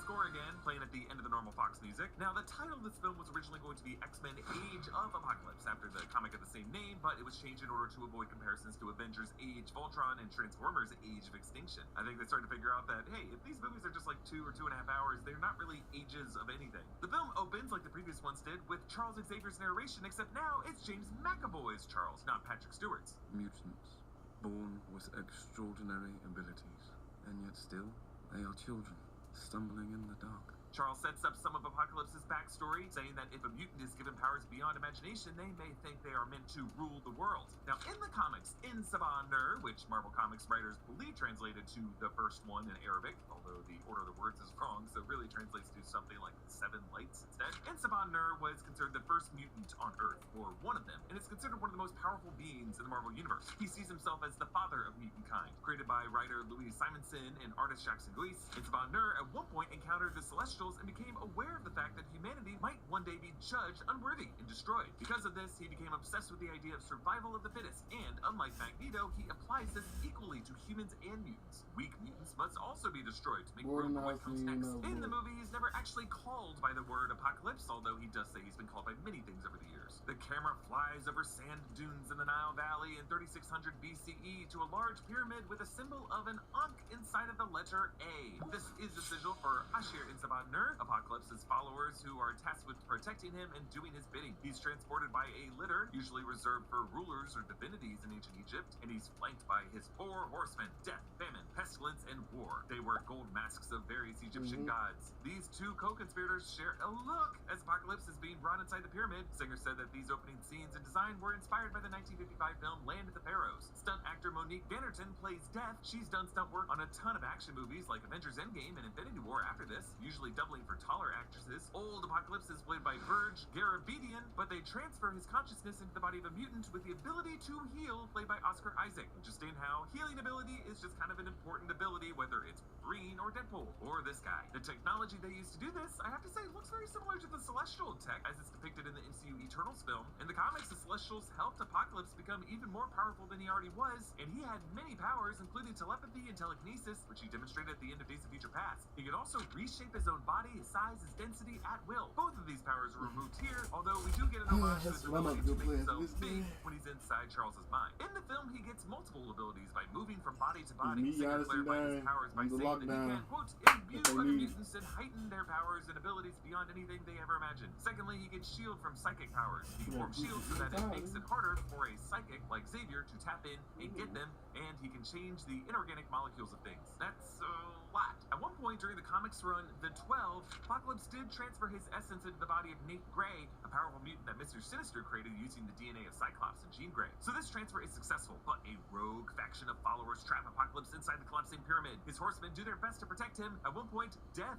folds a guy in on himself and crunches him into a human pretzel, but they are ultimately all buried, with Death managing to surround Apocalypse in an energy sarcophagus that lets him sleep but not die. The camera zooms out of this wreckage to an X on the top of the destroyed pyramid. Unlike the previous opening credit sequences, which showed DNA and mutation, this shows humanity's advancement. And showing this coming from the chamber contained in Apocalypse implies that everything the world has become has been shaped both by humans and mutants. We see these Egyptian columns and an Eye of Horus in the center of an X. The camera zooms in through the eye into a hallway lined with Egyptian statues and masks. Then it spins clockwise as it goes down the hallway and swoops through a circle into the next area. An arrow flies alongside the camera to show one of man's earliest weapons. These figures along the side here could be the Persian immortals, and that building in the center looks like it's part of the Great Wall. Then the arrows fly by some coins, showing some of the earliest forms of currency. Then we see a stone statue of Jesus carrying the cross to Calvary, and more advanced arrows fly by. The feathers now replaced by metal. There are images of Christian crosses in a church. On a wall is a painting of Henry VIII, so now we must be in the 16th century. This is Hans Holbein the Younger's painting The Ambassadors, which was painted around 1533. There's also the Mona Lisa, which was painted sometime between 1503 and 1519. The camera passes through the chamber of a revolver, so the weaponry is continuing to advance, and then we travel alongside a train, which gives way to airplanes. These look like World War II era fighter planes, and now that we are in the 20th century, the 20th Century Fox logo appears on screen. There's Nazi flags and other iconography, missiles being fired, one of them destroying a swastika. There's the Soviet Union image of the hammer and sickle. $100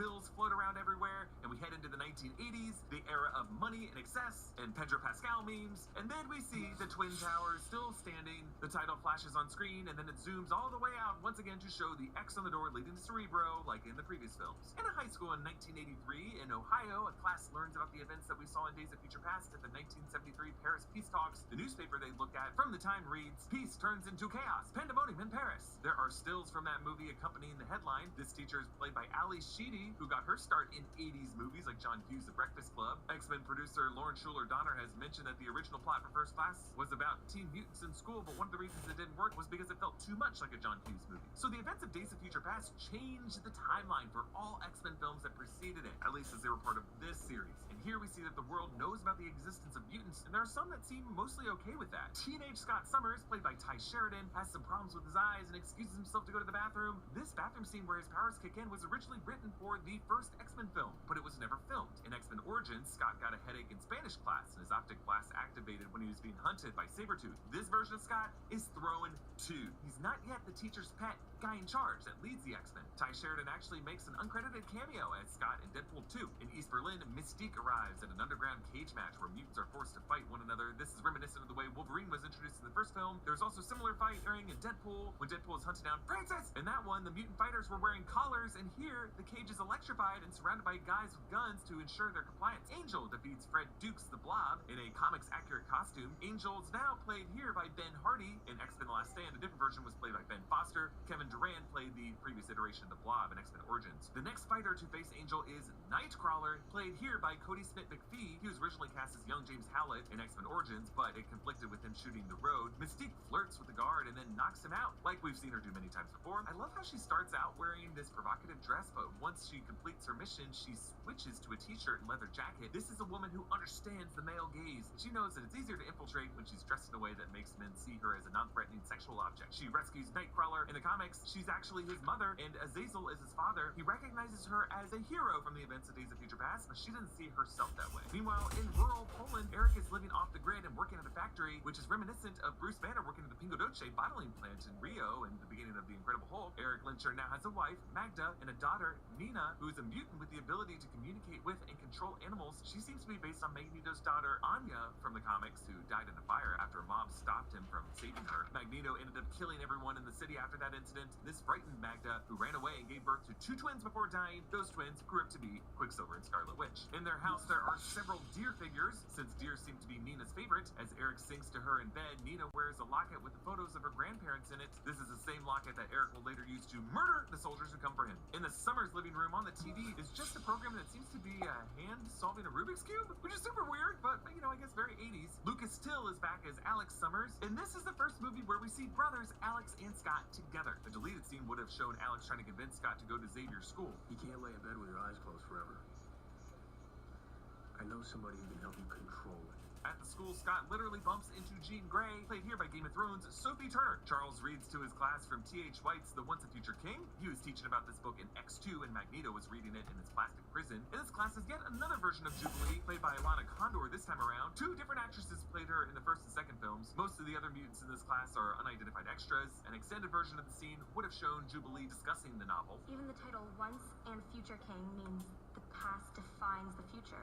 We're the sum total of all of our experiences. Another extended scene just after this one would have shown Jean using her powers while practicing archery, purposely aiming at a group of schoolmates and then curving the arrow so that it landed on the bullseye. As Charles shows Scott Summers around the grounds, he doesn't use his usual X-spoked wheelchair, although this one does have a small X in the middle of the spokes. Meanwhile, in Cairo, Moira McTaggart, Rose Byrne, looking very much like Laura Croft, follows some guys with Asher Insaban Nur sigils tattooed on their necks, and they raise Apocalypse. This causes an earthquake around the world, and Eric uses his powers to save a guy at his factory from getting squashed. He really has changed. The fact that he's living among humans and saving them makes what happens in his life after this all the more tragic. This was instinctual for him, but the look on his face as soon as he does says that he knows his peaceful days are numbered. A deleted scene would have shown Apocalypse waking up in an alley, killing a man so that he could steal his robes and use it to blend in. In the comics, the actual age of Apocalypse is an alternate reality set in Earth 295. In this, Peter Parker dies and never becomes Spider-Man. Namor, Clint, Thor, Carol Danvers, Frank Castle, Victor Von Doom, Susan Storm, and Ben Grimm also die. Gwen Stacy is alive in that reality, though. Oscar Isaac described wearing this Apocalypse costume as absolute hell. He said he was encased in glue, latex, and a 40-pound suit and had to wear a cooling mechanism at all times. The costume was also so squeaky and loud that he had to redub all of his lines, and he barely even got to see the other actors in the film because he had to be rolled into a cooling tent between takes. Then at the end of the day, it took him hours to scrape it all off of him. Yeah, I mean, they could have just gone with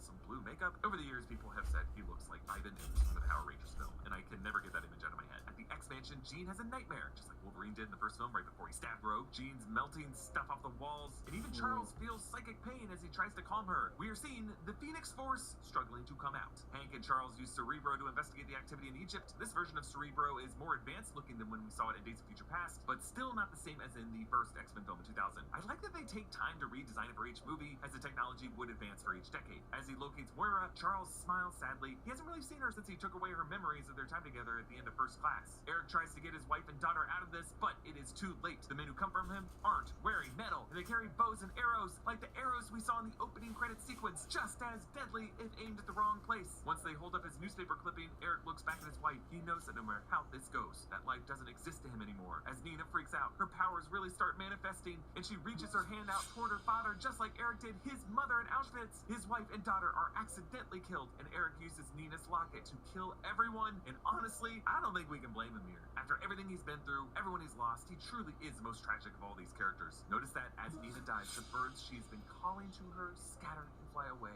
An extended scene would have shown Magneto singing the lullaby he sang to Nina earlier, here over their dead bodies. In the animated series, when it came to Magneto's backstory, the writers weren't allowed, actually, to mention Hitler, the Nazis, or the Holocaust, which was the case with a lot of cartoons in the 80s and 90s. Really, they just made oblique references to Eric and Charles meeting after a war, and Charles said that, oh, some war is never really over. Remnants of the army that had so brutally occupied his small country returned, attempting to retake it. He'd lost his family when those people overran his country. Consumed by rage, he tried to destroy them. So Eric losing his wife and daughter in the woods like this is kind of similar to those moments in the animated series. Apocalypse meets a young Aurora Monroe, Storm, played here by Alexandra Shipp. This mohawk look was a favorite from the comics. We got to see it in an episode of the animated series that was about an alternate timeline. Storm robbing people on the streets of Cairo is also straight from the comics, although she was born from a long line of mutant Kenyan princesses. Personal tragedies left Aurora an orphan who was forced to steal to survive. Bryan Singer is a huge Star Trek fan, and after we saw Hank watching the Star Trek episode The Naked Time in Days of Future Past, here a boy watches a different episode, Who Mourns for Adonius. Whereas The Naked Time was about time travel, directly tying into the plot of Days of Future Past, this episode is about a vain and vengeful god who demands to be worshipped, like this movie is. Bryan Singer has also said that he describes this version of Apocalypse as the god of the Old Testament and all that comes with that. If there isn't the order in the worship, then I'll open up the earth and swallow you whole. And that was the god of the Old Testament. Here, Apocalypse uses a TV to learn about human history, flipping quickly through the channels with his mind. There's a news report about the Soviet invasion of Afghanistan, the game show the $25,000 pyramid, what looks like a commercial for engagement rings, a news report on nuclear missiles with the headline, Will It Work?, a news clip of Magneto from the end of Days of Future Past, various militaries marching, a missile firing, a stock ticker, $100 bills, a submarine, another instruments of war, Reagan talking about the nuclear war, the big Buddha in Hong Kong. There's a little snippet from the old Be All That You Can Be song from Army recruitment videos at the time, military superpowers, footage of the Pope, Las Vegas, more money, and basically just a bunch of other stuff that convinces Apocalypse that the weak have taken over the earth, that they worship false gods, humanity has lost its way and must be cleansed. He kind of draws the same conclusion that Ultron draws when he goes through a similar process in that age of Ultron. So he transforms Storm into his first modern-day horseman, amping up her powers and causing her hair to turn white. Charles goes with Scott to the CIA. A deleted scene would have shown Hank sending Charles off and the brothers saying goodbye to one another. Try not to get into too much trouble when I'm gone. I'll do my best. Yeah, that's what I'm afraid of. At the CIA, Charles freezes everyone in the office. Favorite trick of his that we've seen him do before, he passes by a framed picture of Ronald Reagan, just a bit of set decoration to remind audiences who was president in 1983. He reunites with Moira, who thinks that she's meeting him for the first time, and she says she's read all of his research, which means that she still has an interest in mutants and mutation despite forgetting her time with them. Charles notices a photo of Moira's son. He's not named in the film, but this would be Kevin McTaggart, Moira's son with Joe McTaggart. In the comics, Kevin grows up to be the mutant Proteus, who has the ability to warp reality. I always want a fresh, delicious meal, but I do not always have the time to make one myself. Luckily, Factor takes care of that for me. Factor is a meal delivery service that makes eating well easier than ever by delivering fresh, never frozen meals right to your doorstep, so you can skip shopping, chopping, prepping, and cleaning and just focus on eating deliciously. You've probably heard me say the same thing about HelloFresh in the past, but Factor is now owned by HelloFresh, and I switch back and forth between the two all the time. Factor meals are pre-prepared, chef-crafted, and dietitian approved. There are over 35 different options a week to choose from, including keto, calorie smart, vegan, veggie, and more. Plus, there are over 55 nutrition-packed add-ons that help make your weekly meal planning even more delicious. Plus, Factor meals are ready to eat in just 2 minutes. You can go from, yeah, I guess I'm hungry, to having a fantastic meal at the speed of impulse. This week, Factor sent me some awesome meals, including this yummy, yummy Parmesan chicken.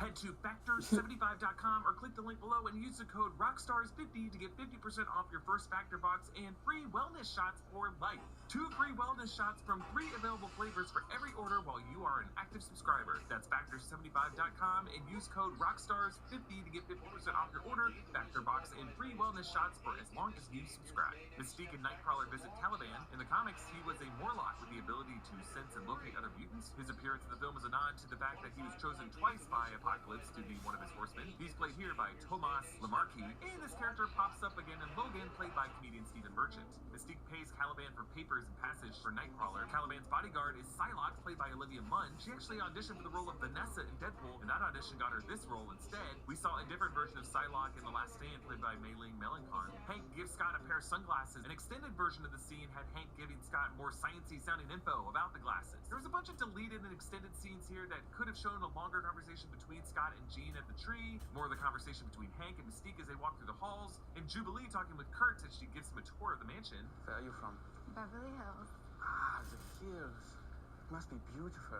I've never been to the mountains. It sucks that so much of Jubilee was cut out of the final film, but at least they got her clothes right for this one. There was also an extended scene with more of Scott convincing Jean to cut school and go to the mall. I like that when he's convinced them, Scott asks, where does he keep his cars? Which means he's totally gonna steal one of Charles's cars, just like Wolverine stole his motorcycle in the first film. When Apocalypse, Psylocke, and Storm go to find Angel, he's listening to Metallica's Four Horsemen. In the comics and animated series, when he's turned into a horseman, Angel's skin turns blue. That gets a shout out here when he's bathed in blue light. He is turned into Archangel, the horseman Death. Storm is famine, Psylocke is pestilence, and later Magneto becomes war. Although Singer also likened Apocalypse to a cult leader and also saw his followers here represented 4 pillars of a cult, with Magneto representing the political faction, Archangel representing the military faction of the Guardians, Storm representing the youth faction, and Psylocke representing the sexual component, since many cult leaders sexualize their position. In the comics, Archangel was an OG horseman and Psylocke became one in the Uncanny X-Force comic. The animated series also had Archangel as a horseman, and in X-Men Evolution, both Storm and Magneto were horsemen at one point. Hank shows Raven the Blackbird he's been building, and she comments on the fact that he's been building a warplane at a school. I think we should hope for the best and prepare for the worst. I think the world needs the X-Men. This positions Hank firmly in the middle of Charles and Eric when it comes to the mutant-human relations. Eric wants a war with the mutants, and Charles wants peace, but Hank feels that to have peace, they must prepare for war. Eric goes to his factory to murder everyone, but before he gets a chance, Apocalypse shows up and does it for him. It's just so gruesome and horrible. Men trapped to the ground still twitch. Then Apocalypse brings Eric back to Auschwitz and powers him up so that he can tear that horrible place to the ground. After Eric asks who he is, he responds, Elohim, Shen, Ra. I've been called many names. Yes, Elohim is the Hebrew word for the gods or godhood. He was the god of Israel in the Old Testament. Shen is the Chinese word involving a deity or god or a spirit. Ra is the Egyptian god of the sun. At the Maximoff house, Peter still lives in his mom's basement, although he's changed up the decor a bit since the 70s. He has a Rush poster on the wall, obviously a little joke since all he does is Rush. Later on during his rescue sequence, he also wears a Rush shirt. There's also a Ms. Pac-Man arcade game. I wonder if he stole this since last time there was a whole bunch of stuff that he had stolen. He's wearing a t-shirt with the $6 million man on it. At one point, Singer was developing a film adaptation of that TV show. He watches a news report about Magneto, his dad, but switches it to Knight Rider when his mom walks in. In Days of Future Past, he didn't know yet that the guy he sprung out of the Pentagon jail was his dad, but clearly he's figured it out since then, or maybe his mom told him. At the mall, the group just saw Return of the Jedi, and Jubilee says that Empire is still the best. Vanessa also made a reference to Empire and Deadpool, so 2016 was just a big year for Empire love. You ever seen that really old movie? Empire Strikes Back? And Gene says this. Well, at least we can all agree the third one's always the worst. Yes, this is an obvious dig at X-Men The Last Stand, but in hindsight, it kind of ended up biting Bryan Singer in the ass since he considered Apocalypse to be the third of a trilogy with this movie. It was also the worst of those 3 films. The theater is also showing Up the Academy, which was a 1980 movie starring Robert Downey Sr. Movies coming soon are Romancing the Stone, which starred Michael Douglas, and Revenge of the Nerds. Jubilee wears a t-shirt that says Bring on the Night, which is a song by The Police, and Nightcrawler wears a red leather jacket similar to the one Michael Jackson wore in the music video for Thriller. There was a lot more stuff at the mall that ended up getting cut, like them going to the arcade and Jubilee using her powers, which would have been cool because her accidentally wrecking an arcade game at the mall was in the pilot episode of the animated series. There was stuff with them drinking slush puppies at the food court, and Nightcrawler getting brain freeze, and at a record store where Scott would have taken out a Dazzler album. There was also a scene of Nightcrawler breakdancing. Charles and Raven reunite and debate whether anything has really changed for mutants. Singer said that, quote, Charles is living in a kind of blissful world that often the rich do, and it's going well for him. Raven sees a darker world, a world that is not yet fixed. There was a cutscene right after this with Moira looking at the mansion and saying that she swears she's been there before. There's another cutscene later when she's riding the jet and looking at Beast where she says he's bringing up all the memories of something that she can't recall. All this to show that her brain was fighting what Charles had done to erase their time together. Raven tells Charles about Eric, and he uses Cerebro to locate him and greets him with, hello, old friend, which is how they greet one another many times throughout the films. Using Cerebro was a huge mistake, though, because it allows Apocalypse to hijack it, connect with, and take control of specific members of all the world powers and fire every nuke straight up, taking him out of play. We get a cameo from Stan Lee and his wife, Joan Lee. Stan Lee's wife is also big in the world of comics. She voiced Madam Web in the 90s animated Spider-Man series. The music playing as Apocalypse hijacks Cerebro is Symphony No. 7 in A major, Opus 92, to Allegretto by Edward Lindenberg. As Eric tells Alex to wreak havoc and destroy Cerebro, Apocalypse says, You can fire your arrows from the Tower of Babel, but you can never strike gold!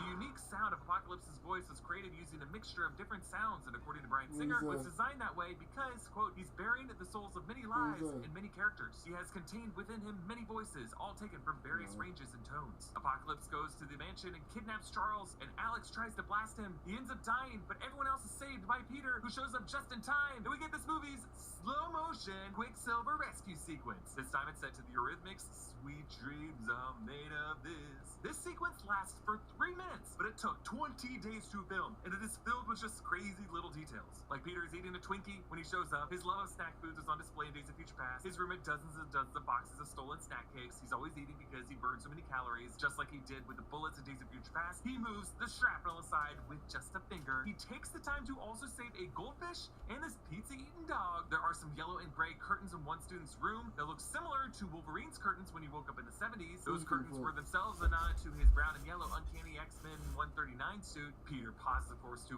drink some tab. One student has a Rocky Horror Picture Show poster on the wall that reads a different set of Jaws over the red-lipped mouth. After moving everyone outside, they all seem kind of sick or just out of sorts, like Magneto did when Peter first did this to him in Days of Future Past. And the mansion explodes. And Deadpool Negasonic Teenage Warhead does comment on the fact that this mansion is always doing it. Look, I'll say that these 3 minutes are very fun to watch. They clearly went in this movie knowing that they were going to do this sequence. I still just personally approve the simpler time in a bottle sequence from Days of Future Past because it's more confined, things still move slowly, so he's not like completely freezing time like he is here. I mean, despite the mansion is exploding here, we just don't get a sense that anyone is actually at threat. And the fact that it lasts so long just elevates Quicksilver to be too much of a god in this sequence. Okay, so William Stryker shows up here, played once again by Josh Hellman, and he takes Moira, Hank, Peter, and Raven with him. Stryker's now Colonel, upgraded from a Major he was the last time we saw him. Jean controls the soldiers' minds so that they do not see her, or Scott, or Nightcrawler, a move that we saw Charles do in First Class. Jean even touches her temple in the exact same way that Charles does when he uses his powers. Apocalypse uses Charles to deliver a telepathic message to everyone on Earth, but Charles sends another message directly to Jean, letting her know where they are. He also tweaks Apocalypse's message of those with the greatest power, this Earth will be yours, to those with the greatest power, protect those without. And Apocalypse gives him some roll and stink eye. A deleted scene would have shown Charles trying to appeal to Storm, who he can sense is different than the others. You're not a kid. You don't know me.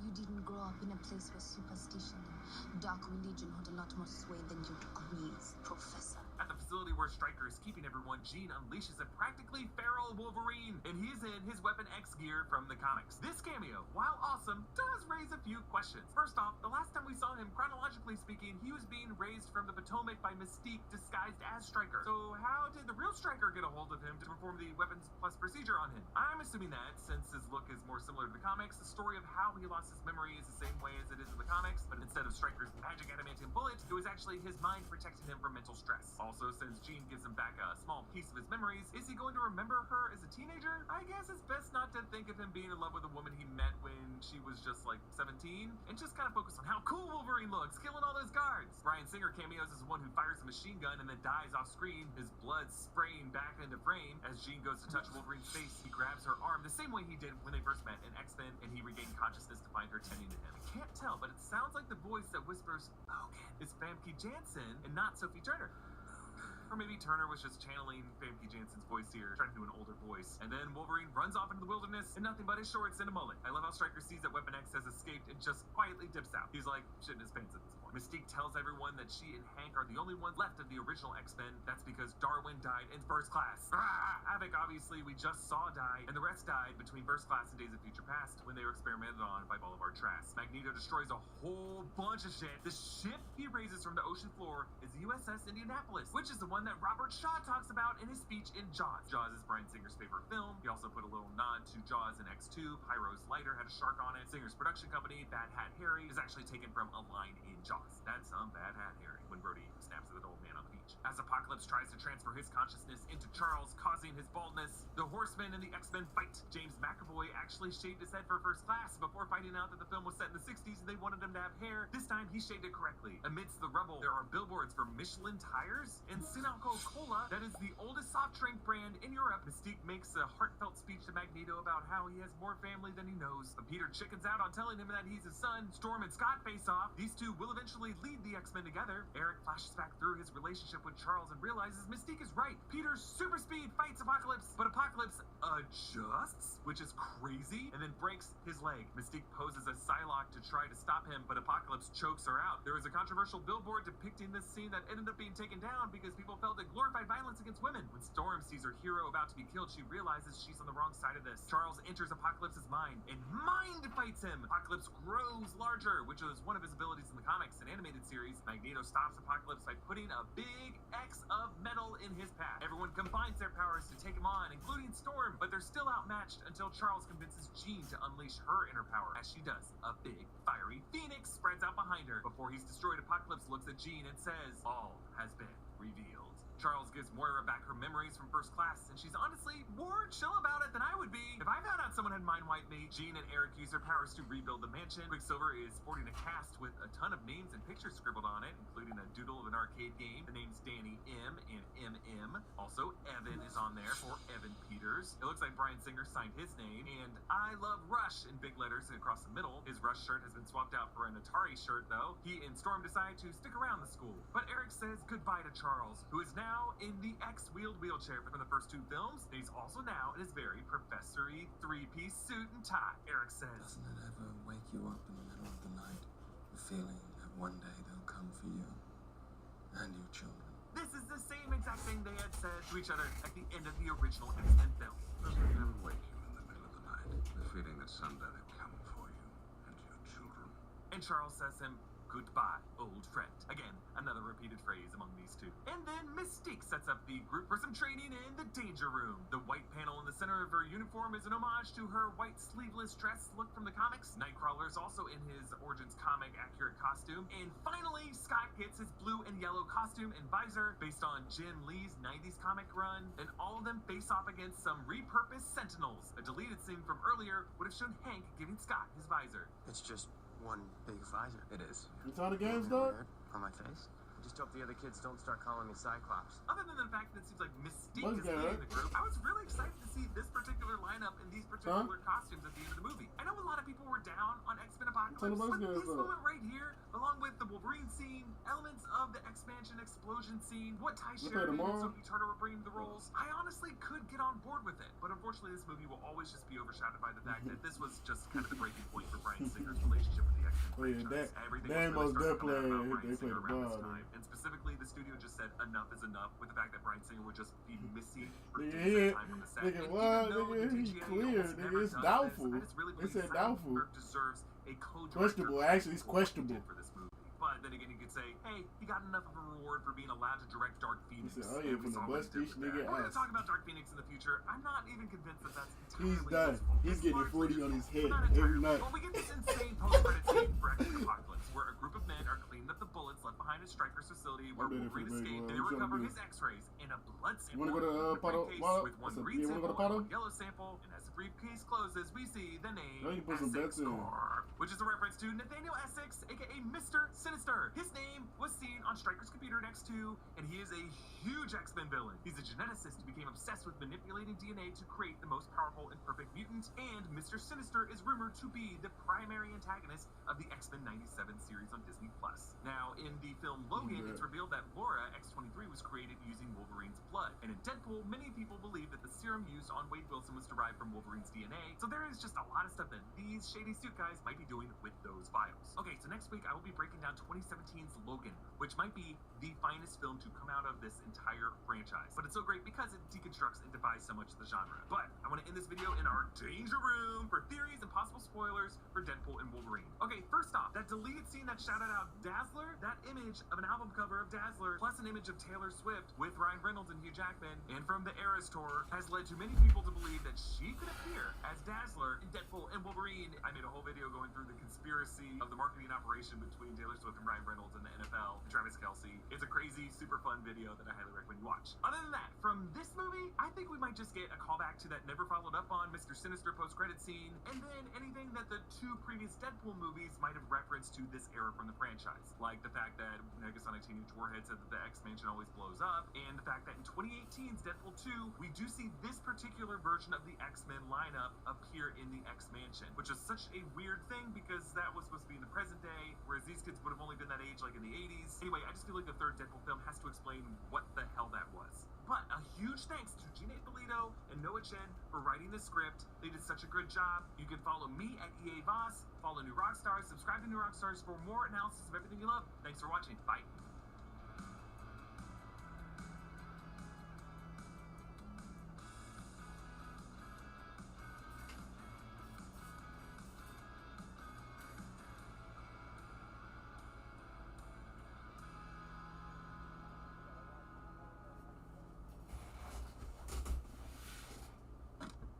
Good look again.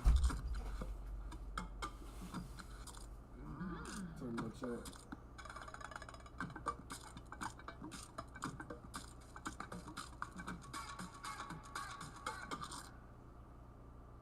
Planet Fitness. We're all strong on this planet. One more, everybody.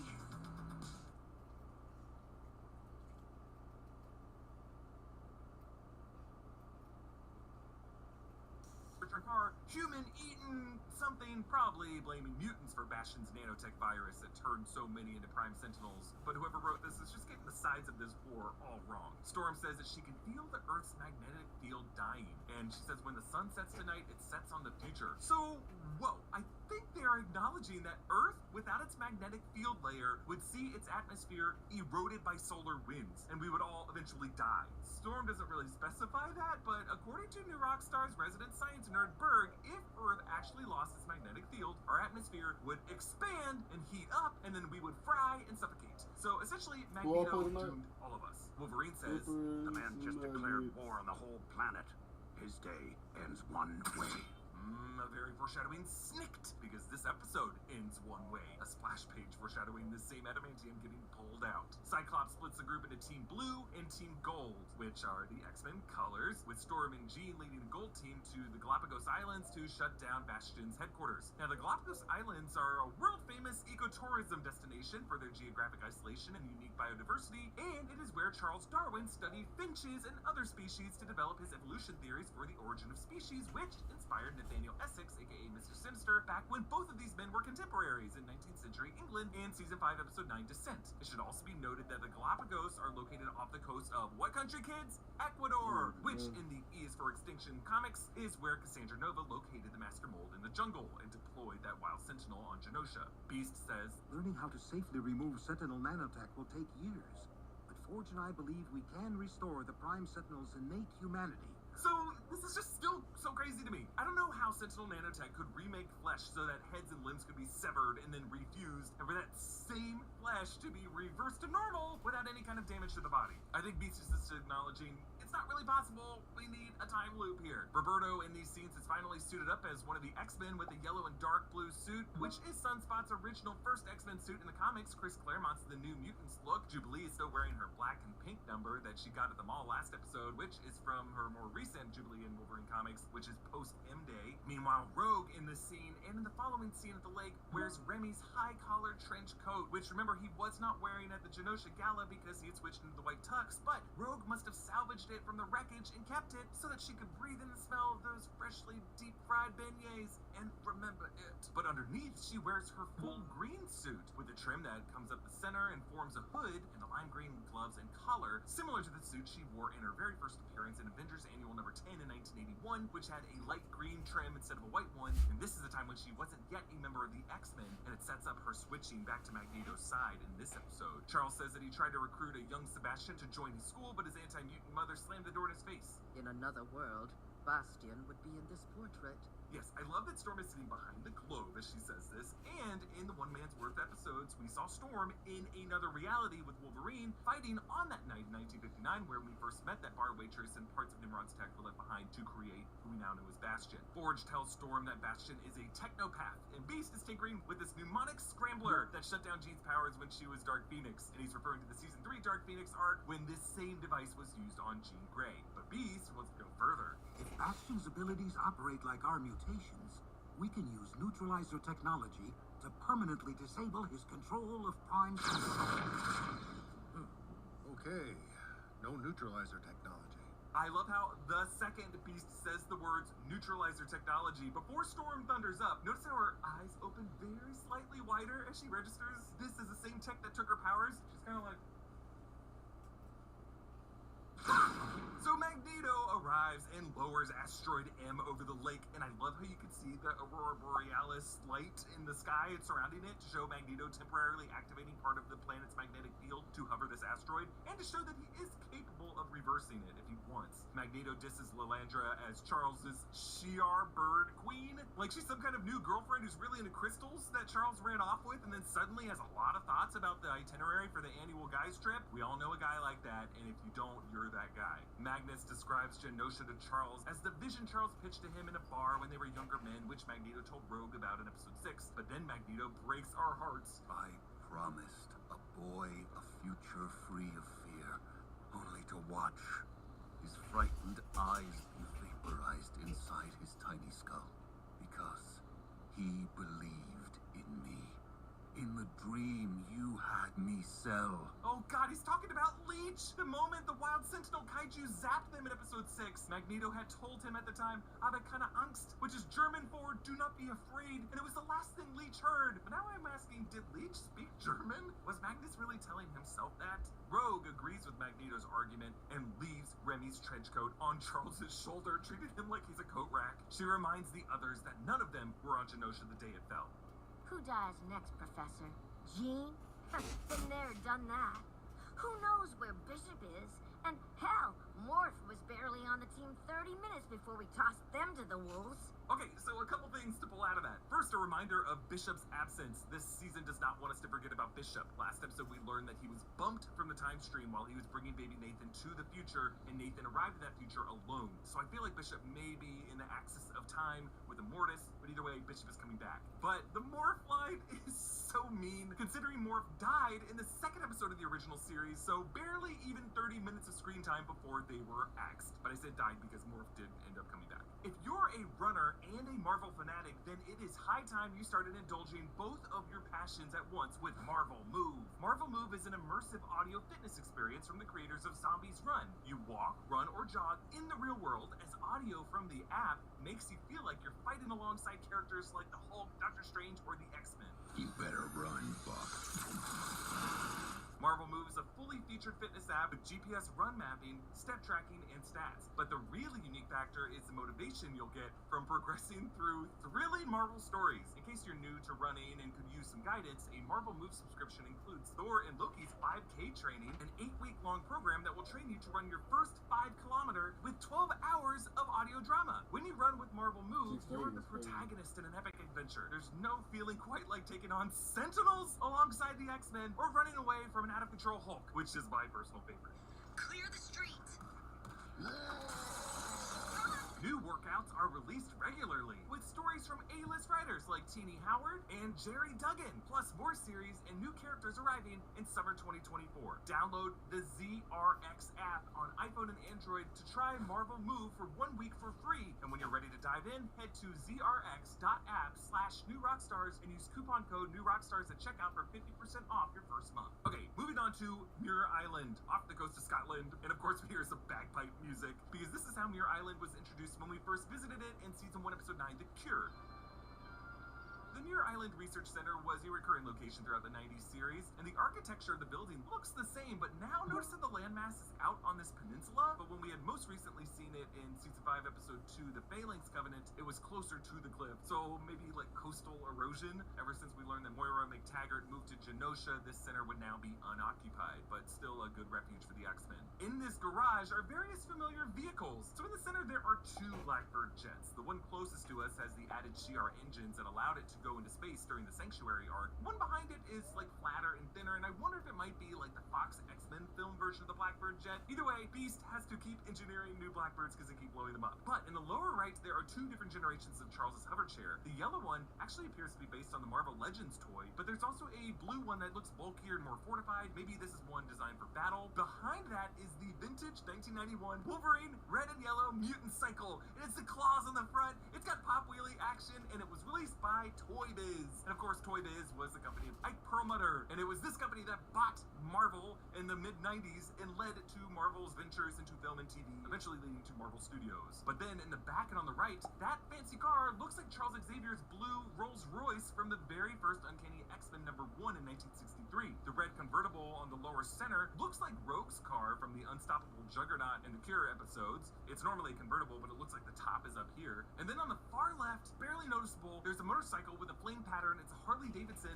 This is what Wolverine drove throughout X-Men Evolution, which is technically a different continuity. It's like the Yoast universe, but like they just put in a little Easter egg to it here, and I loved it. And behind that, in the very far back on the left, looks like the dirt bike that we saw in X-Men Evolution. And I want to give a big thanks to Brandon Barrick and Gina Ippolito for helping me track down a lot of these. I seriously work with the best team of producers and editors on YouTube. Thank you guys. But then inside the base, on display, are backup versions of the X-Men suits, and it's from like the second generation of their timeline. So again, we see Storm's original black suit from the Giant Size X-Men #1 in 1975. That was originally what Storm's first suit looked like. But then we see suits for Cyclops and Marvel Girl, Jean Grey. These are from Uncanny X-Men #39 in 1967. These are definitely like the second generation suits because they were part of the original lineup in 1963. That's what we see in the painting in Charles's office. But then we see Wolverine's brown and yellow suit from artist John Byrne, which first appeared in Uncanny X-Men #139 in 1980. And it's what us like 80s and 90s kids recognize as like the true Wolverine look.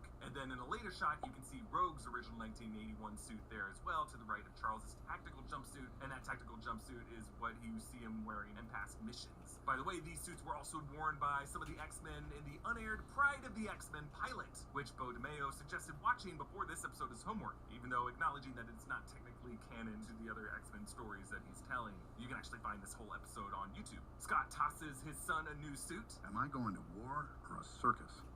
What'd you expect? Black leather? Yes! A direct shot at the line in Bryan Singer's X-Men in 2000. You actually go outside in these things? What would you prefer?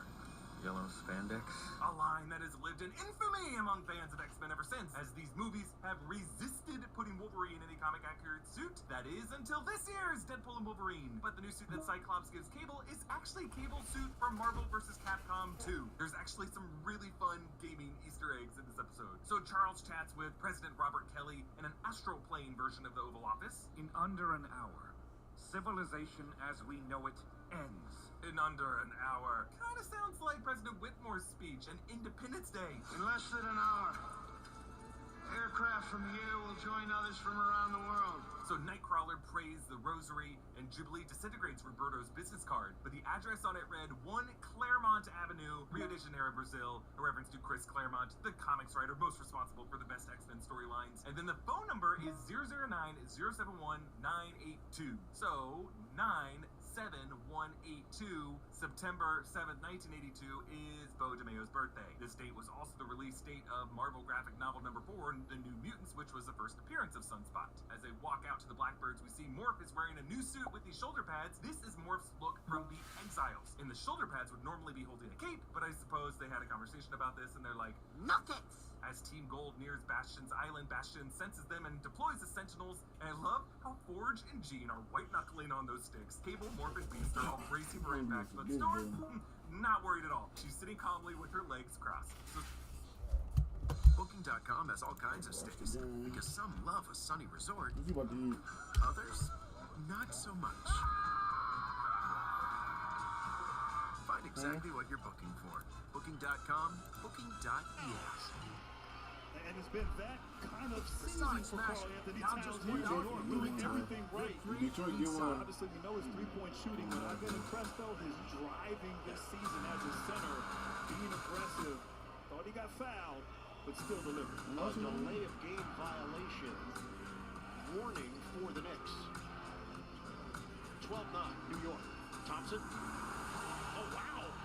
Thompson backing his way to the rim. Everybody in this arena wanted to travel, except the Pistons bench.